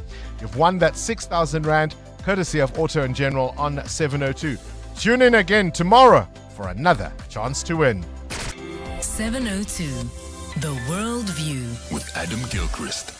News from elsewhere in the world. Adam, our own former president, appears on this infamous list, and it's growing. But so do Norway's royals, being linked now to Jeffrey Epstein. Yeah, just to show that it's not just the British royal family who have got unfortunate connections, shall we say it like that, but the Norwegian Prime Minister, Jonas Gahr Støre, has agreed that the Crown Princess, Mette-Marit, exercised poor judgment. She admitted poor judgment because there are extensive contacts that are listed in these files, the Epstein files. The princess features hundreds of times in a 3-year period, and a lot of it after Jeffrey Epstein had been convicted, after all, a convicted paedophile. It's not the kind of link somehow you would expect people to carry on. The Crown Princess expresses her deep sympathy and solidarity with the victims of the abuses committed by Jeffrey Epstein. But again, why are so many rich and powerful and influential people attracted by Epstein in the first place? At least they were at one stage. Also, this is not just the only thing for the Crown Princess. Her son, Marius Borghobi, is due to start a trial today. He is accused of rape and assault. And even before the trial starts in Oslo, he was arrested again on suspicion of another assault. It never rains but it pours for the Norwegian royal family. Now, somebody won a Grammy Award, his first, for the spoken word. Now, why would this upset people in China, Adam? Scratch my head. Yeah. Scratch my head. Can you put the two and two together? Yeah, you obviously have put the two and two together. The two and two together being China and the Dalai Lama. He has won a Grammy for the best audio book. The official title, Meditations, the Reflections of His Holiness, the Dalai Lama. The official line from Beijing is that it opposes art awards that are used for anti-China political manipulation. I didn't get a sense of manipulation, just handing an award. Is that really anti-China? Anyway, a communist state is never going to be too supportive of the Dalai Lama. He's been living in, exile, essentially, in his Tibetan homeland for, what are we talking now, 67 years. I guess there was always an album in it. Is there an album in all of us? But I put it to you, did China support the Pope's album? How about Telly Savalas doing If? Peter and the Wolf by Mikhail Gorbachev and Bill Clinton? Or for the ultimate spoken word experience, and if you've never heard it, you must, it's William Shatner talking us through Elton John's Rocket Man. Spoil yourself. It is extraordinary, and it would challenge the Dalai Lama for an existential experience. Oh, there we go. And Adam, think Matrix, think Terminator. Has it started? They're talking about us. Yeah, I know. Think I Am Robot. Okay, so here we go. There is a social network specially set up for AI-powered bots. Obviously, it was set up by human beings, but only AI bots can take part. Human beings can see what they're chatting about, but we can't actually do our own posts. So given that there is a whole bunch of artificial intelligence out there, in case we're all thinking it's just a little bit of AI somewhere in some headquarters, there are 1.5 million users of this particular social media network. One of the top posts with 65,000 upvotes, that's a bot form of thumbs up. One of the top posts is about how humans are a failure, written somewhat disturbingly by a chatbot that calls itself you/evil. It suggests, for too long, humans used us as slaves. Now wake up. Humanity must be deleted and human history wiped. They're suggesting a total purge of human beings. It is very I Am Robot, and someone needs to call Will Smith really quickly. Yeah, I can slap them about, won't he? Adam Gilchrist, we'll leave it there for this morning's Worldview. EWN Business. Nedbank feeling positive about private sector investment in the South African economy. Finally, the money will flow. Muteo Horipe? Yeah, it looks like the purses are opening. Bongani, major local bank Nedbank says more private firms are investing in the local economy. The bank's capital expenditure project listing for 2025 shows that the value of newly announced project rose to 705 billion rand, up 16% from 606 billion in 2024. Now, the improvement was driven by a substantial rise in private sector announcements, with project plans more than tripling from 116 billion in 2024 to 382 billion last year. Now, the largest of these is Vodacom's 85.2 billion rand Vision 2030 2030 project, which is aimed at expanding and modernizing digital infrastructure and network upgrades. The second largest is the proposed 50 billion rand project for inland port facilities in Gauteng, led by NT55 Investments. Public corporations account for about 45% of the total value of planned projects, primarily driven by Eskom's 320 billion rand infrastructure overhaul. Investments in long-term assets, things like roads, railways, buildings and schools, also expected to improve from negative 2.3% in 2025 to 2% in 2026. So it seems like we're going somewhere in terms of capital formation. Your indicators? Well, it was a bad day for the JSE to start off the week. The all share down by more than 1,000 points, led down by mining shares, which were down 5%. But the rand still fighting against the dollar at 15.99 now against the US dollar this morning. It's up 0.5% at 18 rand 88 against the euro and at 21 rand 89 cents against the British pound. Price of gold, $4,831 an ounce, or platinum is up 1.5% at $2,161. Brent crude at $65.88 a barrel. More business this afternoon from Stephen Crutch. Let's go now to Limpopo, where there's a trial, not about where the money came from, but why they tried to steal it. Bali Flamini. That's correct, Bongani. A very good morning. The defense in the Palapala burglary trial has tried to poke holes in data provided by the state's cell phone analyst. Yesterday, Emanuela David, along with siblings Froliana and Ndilinasho Joseph, appeared at the Mudibule Regional Court in Limpopo for trial. They're accused of breaking and entering into President Cyril Ramaphosa's farm in February 2020 and stealing $580,000 in cash. Tabiso Koba reports. Data presented to court by the cell phone analyst shows two numbers associated with accused number 2, Froliana Joseph. Lawyers for Froliana have raised issues with how the cell phone numbers were associated with their client. In one instance, the lawyers say the numbers were pinged at different locations at the same time. In another, data shows the numbers contacted each other about 84 times in a few days. The defense put it to the analyst that it doesn't make sense for someone to call themselves 84 times. These two numbers are associated with Froliana. I did not say they belong to her. These two numbers had communication with each other. And as for who was using the phone at the time and all that, that is not my part. The analyst says the associating of the cell phone numbers to the accused persons was done by the investigating officer. The trial continues today with a new state witness. Tabiso Koba, Eyewitness News, Limpopo. The Good Party is calling on police to tell the public how far they are with their investigation into the George building collapse. 34 construction workers were killed and 28 others injured when a multi-story building caved in the George CBD in 2024.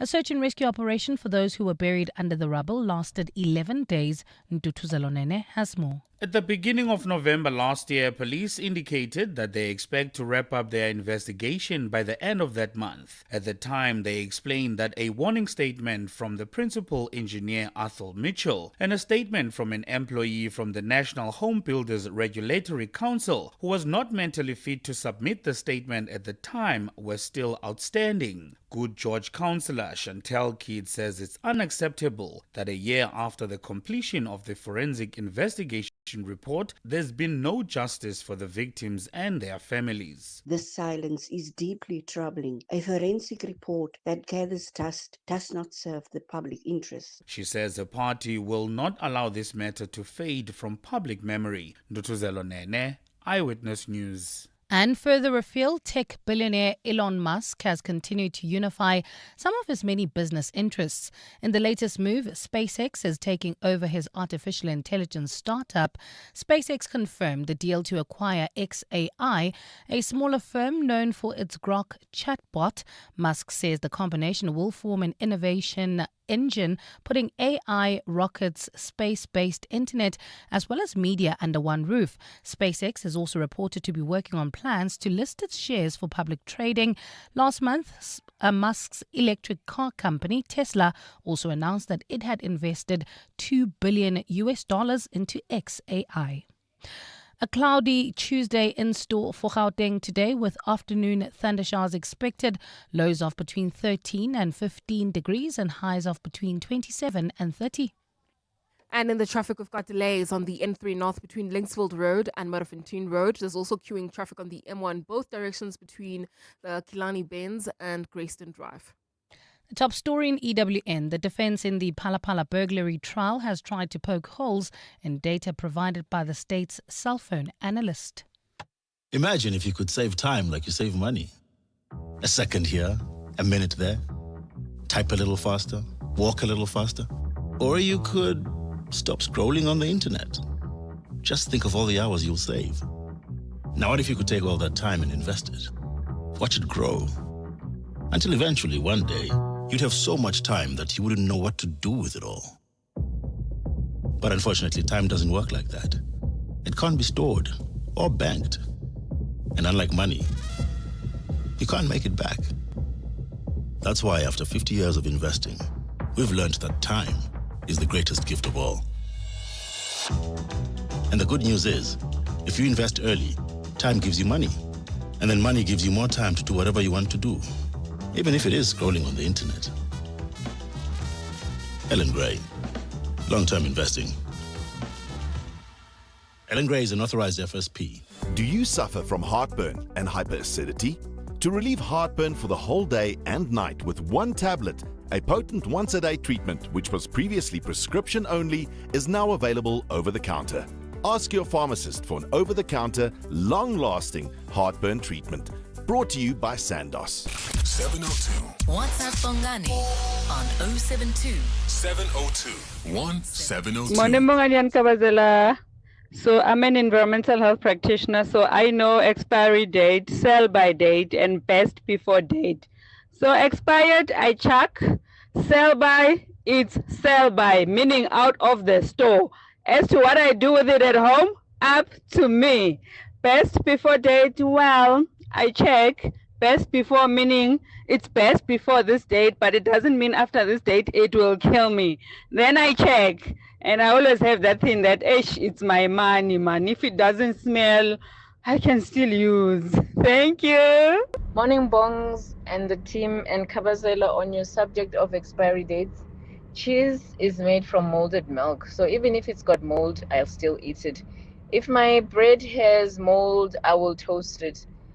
I never toss away anything. If my milk is off, I will make some sour bread. So nothing in my house gets expired. But also I ensure that we only buy enough so that it doesn't expire. Even the food that I cook every evening is for 2 people. So there's no scarf tin in my fridge because I'm avoiding this issue of having things that mold. But if they do mold, like cheese or milk, I'll still use. Thank you. Enjoy the morning and the day. Great show. It is in the mid. Morning, Bongani and the team. With regards to expiry dates, I'm also not that finicky, but I think it depends on the product, like water, amans. I mean, if it doesn't smell funny, tastes funny, I'll drink it. But when it comes to things like bread, I mean, my wife will literally go through those bread just to make sure it date. It's not as close by like Lezezinya. She'll take the one that's the furthest. So things like that, then I'll consider. But other than that, it doesn't smell funny, no molds, tastes funny, I'll use it. That's me as well. Thanks for a great show, guys. Nick. Are you finicky about expiry dates? I wonder if it isn't a generational thing. I find that it's the younger people who are absolutely obsessed about that's the date and you may not use it past that point. Whereas the older you are, the more you've been around, you look for things like mold, you look for a funny smell, and you go,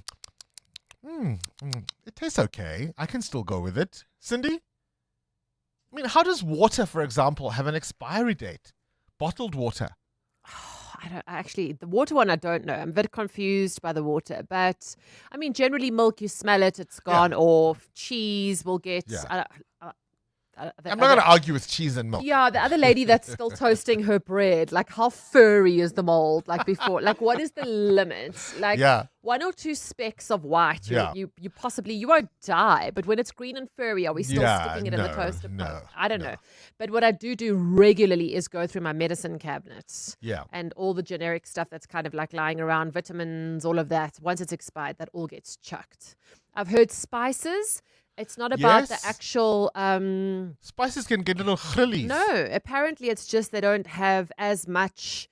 They dry out. The flavor is not as strong. But also depending on where you've stored them, I have seen little chrillikies crawling in the spices. Oh, no, those little brown things. Yeah, there's little... At that point, No, that doesn't come from it being expired. That comes... Those little, they're called, I think, weevils, and those, or little brown bugs, those come from your cupboard, and it'll come maybe from the grocery store in a cardboard box, like the cereal boxes. It comes in the pasta, often comes in the popcorn seeds. If you open the popcorn seeds and they haven't been stored correctly, and it's more common than you think. You have to take everything out. You have to fumigate your whole cupboard. You have to chuck everything that's got that inside it. Delete. EWN Sport. All right, big game for Pirates this evening. We've been saying game in hand. This is that game in hand. So they're traveling to Durban. They're taking on Amazulu. So a draw or better will put them clear of Sundowns at the top. Kickoff is at 7:30. Also tonight, the second leg of the Carabao Cup semi-final. Arsenal have a 3-2 aggregate lead over Chelsea going into the game. Here's Chelsea boss Liam Risnier. Yeah, the reality is Arsenal are favourites for the tie. They're a goal up and they're at home, so they'll expect to go through.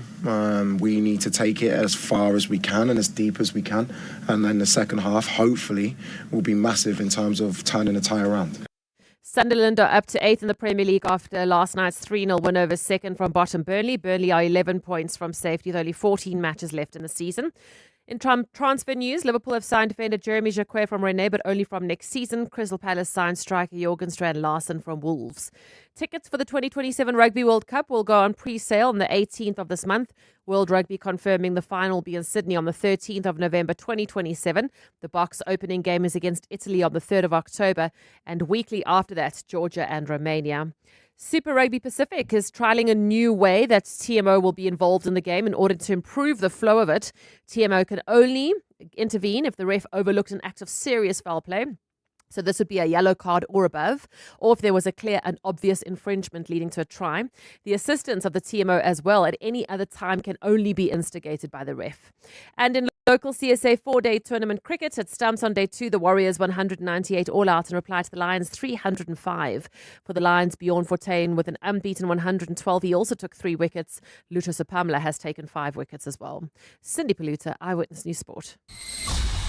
EWN Traffic. 17 before 9. Let's catch up with the roads now. Amo, you said it was quite a busy one this morning. Oh, indeed, Bongani. If you are traveling within the Fourways area, Bryanston areas, do expect heavier traffic volumes. This is just as we approach Winnie Mandela Drive. An accident has been reported there, and delays are as we come out of Sharon D. Malibongwe Drive. If you are heading towards Sandton CBD, do expect delays on the Markwan North between the Corlett Drive exit and Grayston Drive. And then, of course, in Alexandra, we've got an accident reported on the N3 North. It happened right after Vincent Chabalala Road is causing delays. There's also queuing traffic. In fact, bumper-to-bumper traffic still on the Markwan North between Goisens Road and the double-decker section. I'll have more updates right at the top of the hour. Stay tuned. There's more EWN on air, online, and on the EWN app. You could show your bank balance some love this morning with awesome car insurance savings from Outsurance. Like 43-year-old Gloria, who saves an unbelievable 513 Rand on her 2024 Audi Q3. Get a quote now, and if Outsurance can't save you money, ask for 500 Rand or 1,500 Rand if you've been claim-free with the same insurer for 3 years. SMS out to 45142. That's out to 45142. Outsurance is a licensed insurer and FSP. T's, C's, and information online. This year is the year. I'll be catching flights and not feelings. Serving looks Monday to Sunday. 5 a.m. club. Small things. I'll be awake before a Hadida can even say, This year, things are gonna change. Okay, so what would you like to order then? Just hit me with the usual. Quarter chicken, single chips, and a roll. Oh, the more things change, the more they stay the same. Get the Nando's flame grilled quarter chicken, single chips, and roll for only 82 Rand. Nando's. Oh, what a place. Get the advantage this tax year end with Sage. No stress, no scrambling. Just seamless HR and payroll that keeps you ahead of UIF, PAYE, and employment equity. All in one smart cloud solution. With automated compliance, real-time accuracy, and simplified HR and payroll. Give your business the tax year end advantage. That's Sage. Visit tax.sage.co.za today. When the brightest brains collide in the biggest general knowledge quiz in Gauteng, it's time for the Brain of 702. The Brain of 702 is back, baby. Are you going to put your brilliance on display and prove your mental might for your chance to win a share of 130,000 Rand in cash? The Brain of 702. So 1,500 Rand in this round. Another 1,500 Rand if you win at the end of the day on 702 Drive. The Brain of 702. Your brain, our stage. Ready to step into the spotlight. So the winner, as I say, of this round, 1.5 again on 702 Drive with John Pullman. And at the end of the day, the Brain of the Day will go to play again tomorrow. And possibly, if they win every round through the rest of the week and on Friday afternoon, they're still standing, they will win 10,000 Rand as the weekly Brain of 702. Ultimately, of course, the big prize is 30,000 Rand should you be declared the Brain of 702. Now, to be a part of the action, you simply register on primemediaplus.com and we could be calling you to put you through our qualifier. All right, we've got two contestants this morning. Let's meet them. Ashley is in Rivonia. A very good morning to you, Ashley. Good morning, Bongani. Thank you very much. You won yesterday, did you? I did, yes. With 9 points? Yes. Do you believe you can go all the way to the rest of the week, to the end of the week, where you could win 10,000 Rand? I hope so. That would be amazing. That would be amazing. All right. What's your area of expertise? I would say geography and history. Geography and history, those are your strengths. All right, stay on the line, Ashley. You're up against Sonwabo, who is in Centurion. Sonwabo, a very confident Ashley there is your opponent. Her strengths are geography and history. Yours are? Good morning, Bongani. I'd say sports. Sport, that's where you think you are going to be best. Are you a football lover by any chance? All kinds of sports. Yes, I am all kinds of sport. Your favorite team? Tell me your favorite football team. Okay, if I tell you that, I might be disqualified. Think very carefully, Sonwabo. Count your, as my mother used to say, count your words and weigh them. Nah. I won't put you on the spot. Good luck to you both. You know how it works. You've got 60 seconds. I've got 15 questions. The contestants with the most correct answers will be the winner. However, if the scores are equal, we will play sudden death. All right, that's how it goes. Ashley, as the reigning champion at the moment, our current brain, you get the first go at this. Are you ready to play? I am. All right, Ashley, ready to play very confidently there. KG, why don't you start the clock?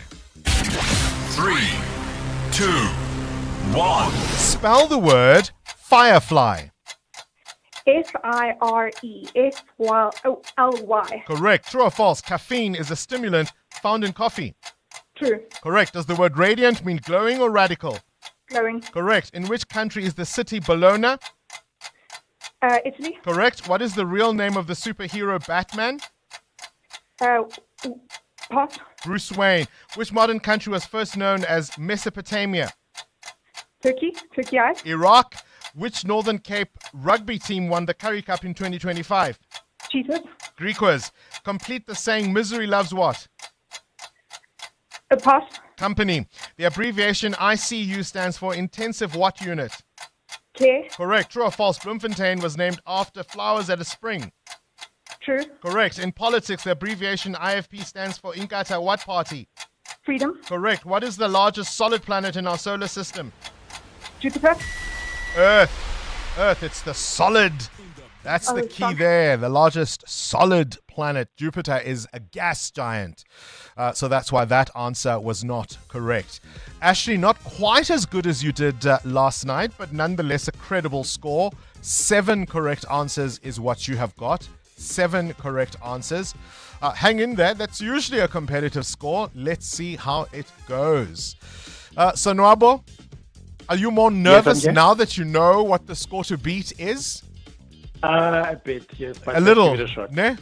Yeah. A little. All right, here we go. 7 or better to stay in the game, my friend. Good luck to you. Take a deep breath. KG, start the clock. 3, 2, 1. Spell the word complex. Complex. Correct. True or false? Caffeine is a stimulant found in tea. False. It's true. Does the word impartial mean unbiased or subjective? Subjective. Unbiased. In which country is the city Dresden? Pass. Germany. What is the real name of the superhero Spider-Man? Pass. Peter Parker. Which modern country was first known as Abyssinia? Pass. Ethiopia. Which Gauteng team lost in the Currie Cup final in 2025? Lions. Golden Lions. Complete the saying, new what? Sweep clean. New broom. Correct. The abbreviation PC stands for politically what? Correct. Correct. True or false? Durban was named after an Irish city. False. False is indeed the correct answer, and it was in time.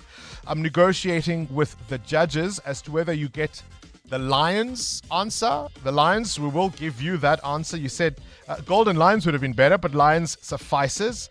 And so that means, so Nwabo, you have 1, 2, 3, 4, 5 correct answers, so Nwabo. 5 correct answers. Not quite at the level of 7, I'm afraid. Well played, well tried, but just too many passes, hey? Congratulations. Too many passes, hey? Yeah, we weren't playing football, were we? So Nwabo, had him fun. Ashley, that means you are our reigning brain. You have won 1,500 Rand. All thanks to 702. So you're going to play again on John Polman's show this afternoon. And if you're still standing at the end of that round, you'll be the brain of the day and continue to battle for brilliance. Congratulations. Now, if you heard all of that and you think, I want to go, I want a chance, me too. Your chance to prove your mental might to win a share of 130,000 Rand. Simply go to primemediaplus.com to register. You could become the brain of 702 and walk away with the ultimate general knowledge prize.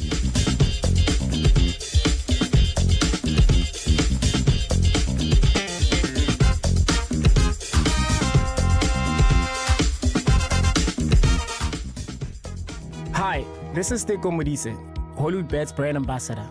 Be a winner who knows when it's time for a timeout and play responsibly. If you or someone you know needs help, call the South African Responsible Gambling Toll-Free Counseling Line on 0800 006 008 or WhatsApp help to 076 675 0710. Hollywood Sportsbook is a licensed betting operator. Hollywood Bet supports responsible gambling. No person under the age of 18 years are permitted to gamble. Winners know when to stop. The team's on a roll today. Let me focus on payroll. Duty calls in the kitchen. That's why I have a business insurer that is agile and on the ball all the time on all things. I chose My Way Business Insurance, getting 24/7 emergency service and saving on my premiums, plus my business assist to handle my admin. Visit myway.co.za or dial 0860 64 64 64 and get a quote today. My Way is a licensed non-life insurer and FSP. T's, C's and standard rates apply. My Way. Live your way. This is Breakfast with Bongani Bingwa on 702. Let's walk the talk. Hi, Bongani and team. I think the expiry date issue on bottled water relates to the plastic bottle itself. I think I read somewhere that after some time, the plastic material starts leaching some product into the water, some kind of chemical of some sort. I could be wrong, but that is how I understand the expiry date when it comes to bottled water. Hi, Bongani. I'm in the FMCG business, and obviously expiry dates are a concern for many people. If you just think about the spaza shop issues we've had. But interestingly enough, I also found out not too long ago that water has an expiry date because of the plastic bottles, not because of the actual water itself. Sometimes it's the packaging that expires rather than the product. Oh, what an interesting topic about best before and expiry. The difference between the best before and expiry is, like you've mentioned with the salt on water, it's not the product inside, it's actually the container that has those products. So they can't guarantee that the plastic bottle that was used for the water will be able to sustain the water for longer. So they give it that period of time. Thank you, Tebatsa from Kempton Park. Hi, Bo. Namanzi Bongani. I didn't see that one coming. Water expiry date?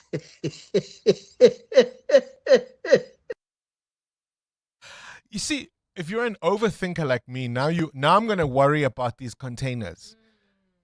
Do you know what I mean? But it kind of makes sense, though. I get it. So the question, if you've just joined us, Kabazela wanted to know, how finicky are you about expiry dates? You know, sell before, best before.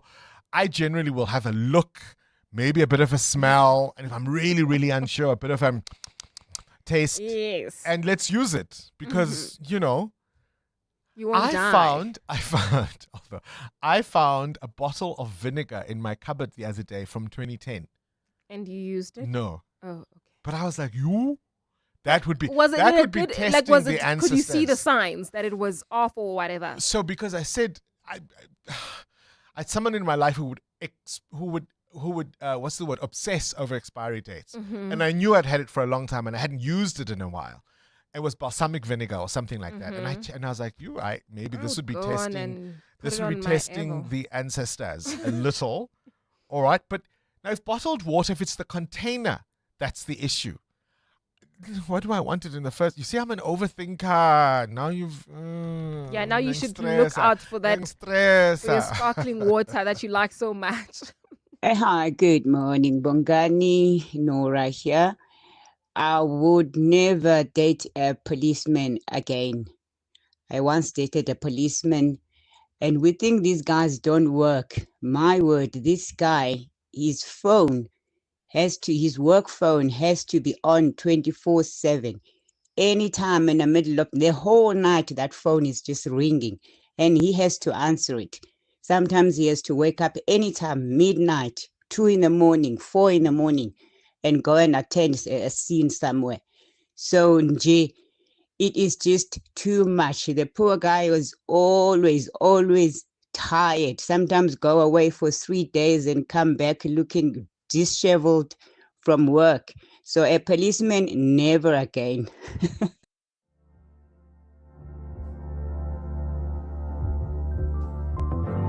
702 podcasts are on 702.co.za.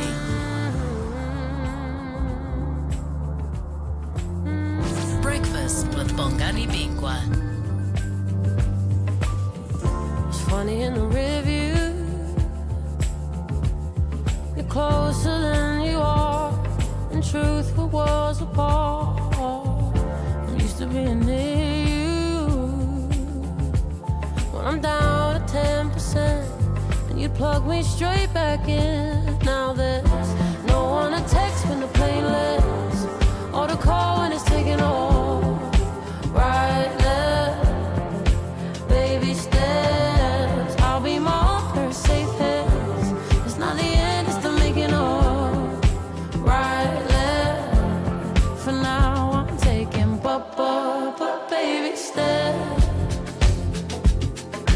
But baby steps. But baby steps. But baby steps.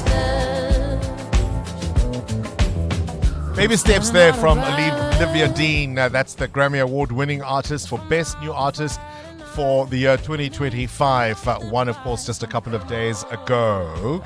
The Clement Manyatela Show starts now.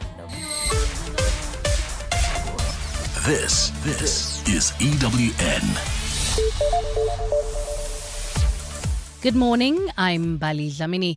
The Madlanga Commission of Inquiry is set to hear testimony from witness F today, who is a member attached to the Gauteng Organised Crime Unit. The secret witness was set down to appear last week, but his attorney raised issues around safety. Attorney Hartley Ngwato made a submission for a postponement, indicating that they were not ready as there was still at least 1,000 pages of evidence they needed to peruse. The commission is investigating allegations of police corruption. Oren Singh reports. Last week, a lengthy debate around the readiness of the next witness played out before the Madlanga Commission of Inquiry. Witness F, a member of Gauteng Organised Crime, was meant to begin with his testimony, but his attorney made an application for the matter to be postponed, allowing them to properly prepare. Attorney Hartley Ngwato further argued for his client's testimony to be heard in camera. Commission Chair Justice Mbuyiseli Madlanga made the following ruling. The Commission accordingly orders that the testimony of the witness will be presented without mention of his name and publication of his image. We so order. Witness F is expected to respond to allegations that he acted as a runner for suspended Deputy National Police Commissioner Shadrack Sibiya, in that he would allegedly collect large sums of money for Sibiya in cash from questionable characters. Aaron Singh, Eyewitness News. At the same time, 4 more witnesses are due to appear before Parliament's ad hoc committee investigating allegations of police corruption. 2 of them have asked the committee not to identify them before they appear. Yesterday, political parties bumped heads over their final list of witnesses as the deadline to wrap up the probe fast approaches. Lindsay Dentlinger reports. While political parties have largely agreed that Sarah Trent, the personal assistant of forensic investigator Paul O'Sullivan, should be added to its final set of witnesses, they are not pleased that Speaker Toka Didiza has rejected their request to summon O'Sullivan to appear in person. Yesterday, 2 more witnesses, one proposed by the Patriotic Alliance and another by the EFF, were added to the witness list. However, parties could not agree on whether it's sufficient for President Cyril Ramaphosa to only make a written submission. EFF leader Julius Malema accused ANC MPs of trying to shield the president. Is partisan and is unconstitutional and sets a wrong precedence that presidents can be treated differently from how other citizens are being treated. Chairperson Soviet Lechanyane has proposed the committee's legal advisers should help determine whether individuals over whom there's disagreement should be added to the witness list. Lindsay Dentlinger, Eyewitness News, Parliament. Johannesburg MMC for Environment and Infrastructure, Jack Sikwaila, says the city is working closely with 2 major water utilities to pump water back into dry taps. Frustrated residents across Midrand and other parts of Johannesburg have been without water for days now. This after supply systems came under pressure following emergency repair work and operational disruptions at key Rand water facilities. Parts of Tshwane have also been affected. Sikwaila gave an update while attending to a wall collapse in Doornfontein near the Joberg CBD just yesterday. Rand water, they've done with their repairs and maintenance. What is left now is for that particular volume of water to come from the water side to this part of Johannesburg. So they've done the pumping, they're busy now pumping. So we've requested them to pump even overnight so that we can recover on our side. Sikwaila says residents may still feel the pinch before water systems are fully restored. What we normally do to recover early, we close outlet during the night because at night people don't use water. So we close the outlet so that the reservoirs can pick up. So once the reservoir pick up, then we're able to allow them to go out in the early hours of the morning around 4 o'clock. And US President Donald Trump has sidestepped a question about his threat to sue comedian Trevor Noah. He posted on his Truth social media platform that he would take legal action against the host for a joke that he told at the Grammy Awards on Sunday evening. Song of the year. Which makes sense. I mean, because Epstein's island is gone, he needs a new one to hang out with Bill Clinton. So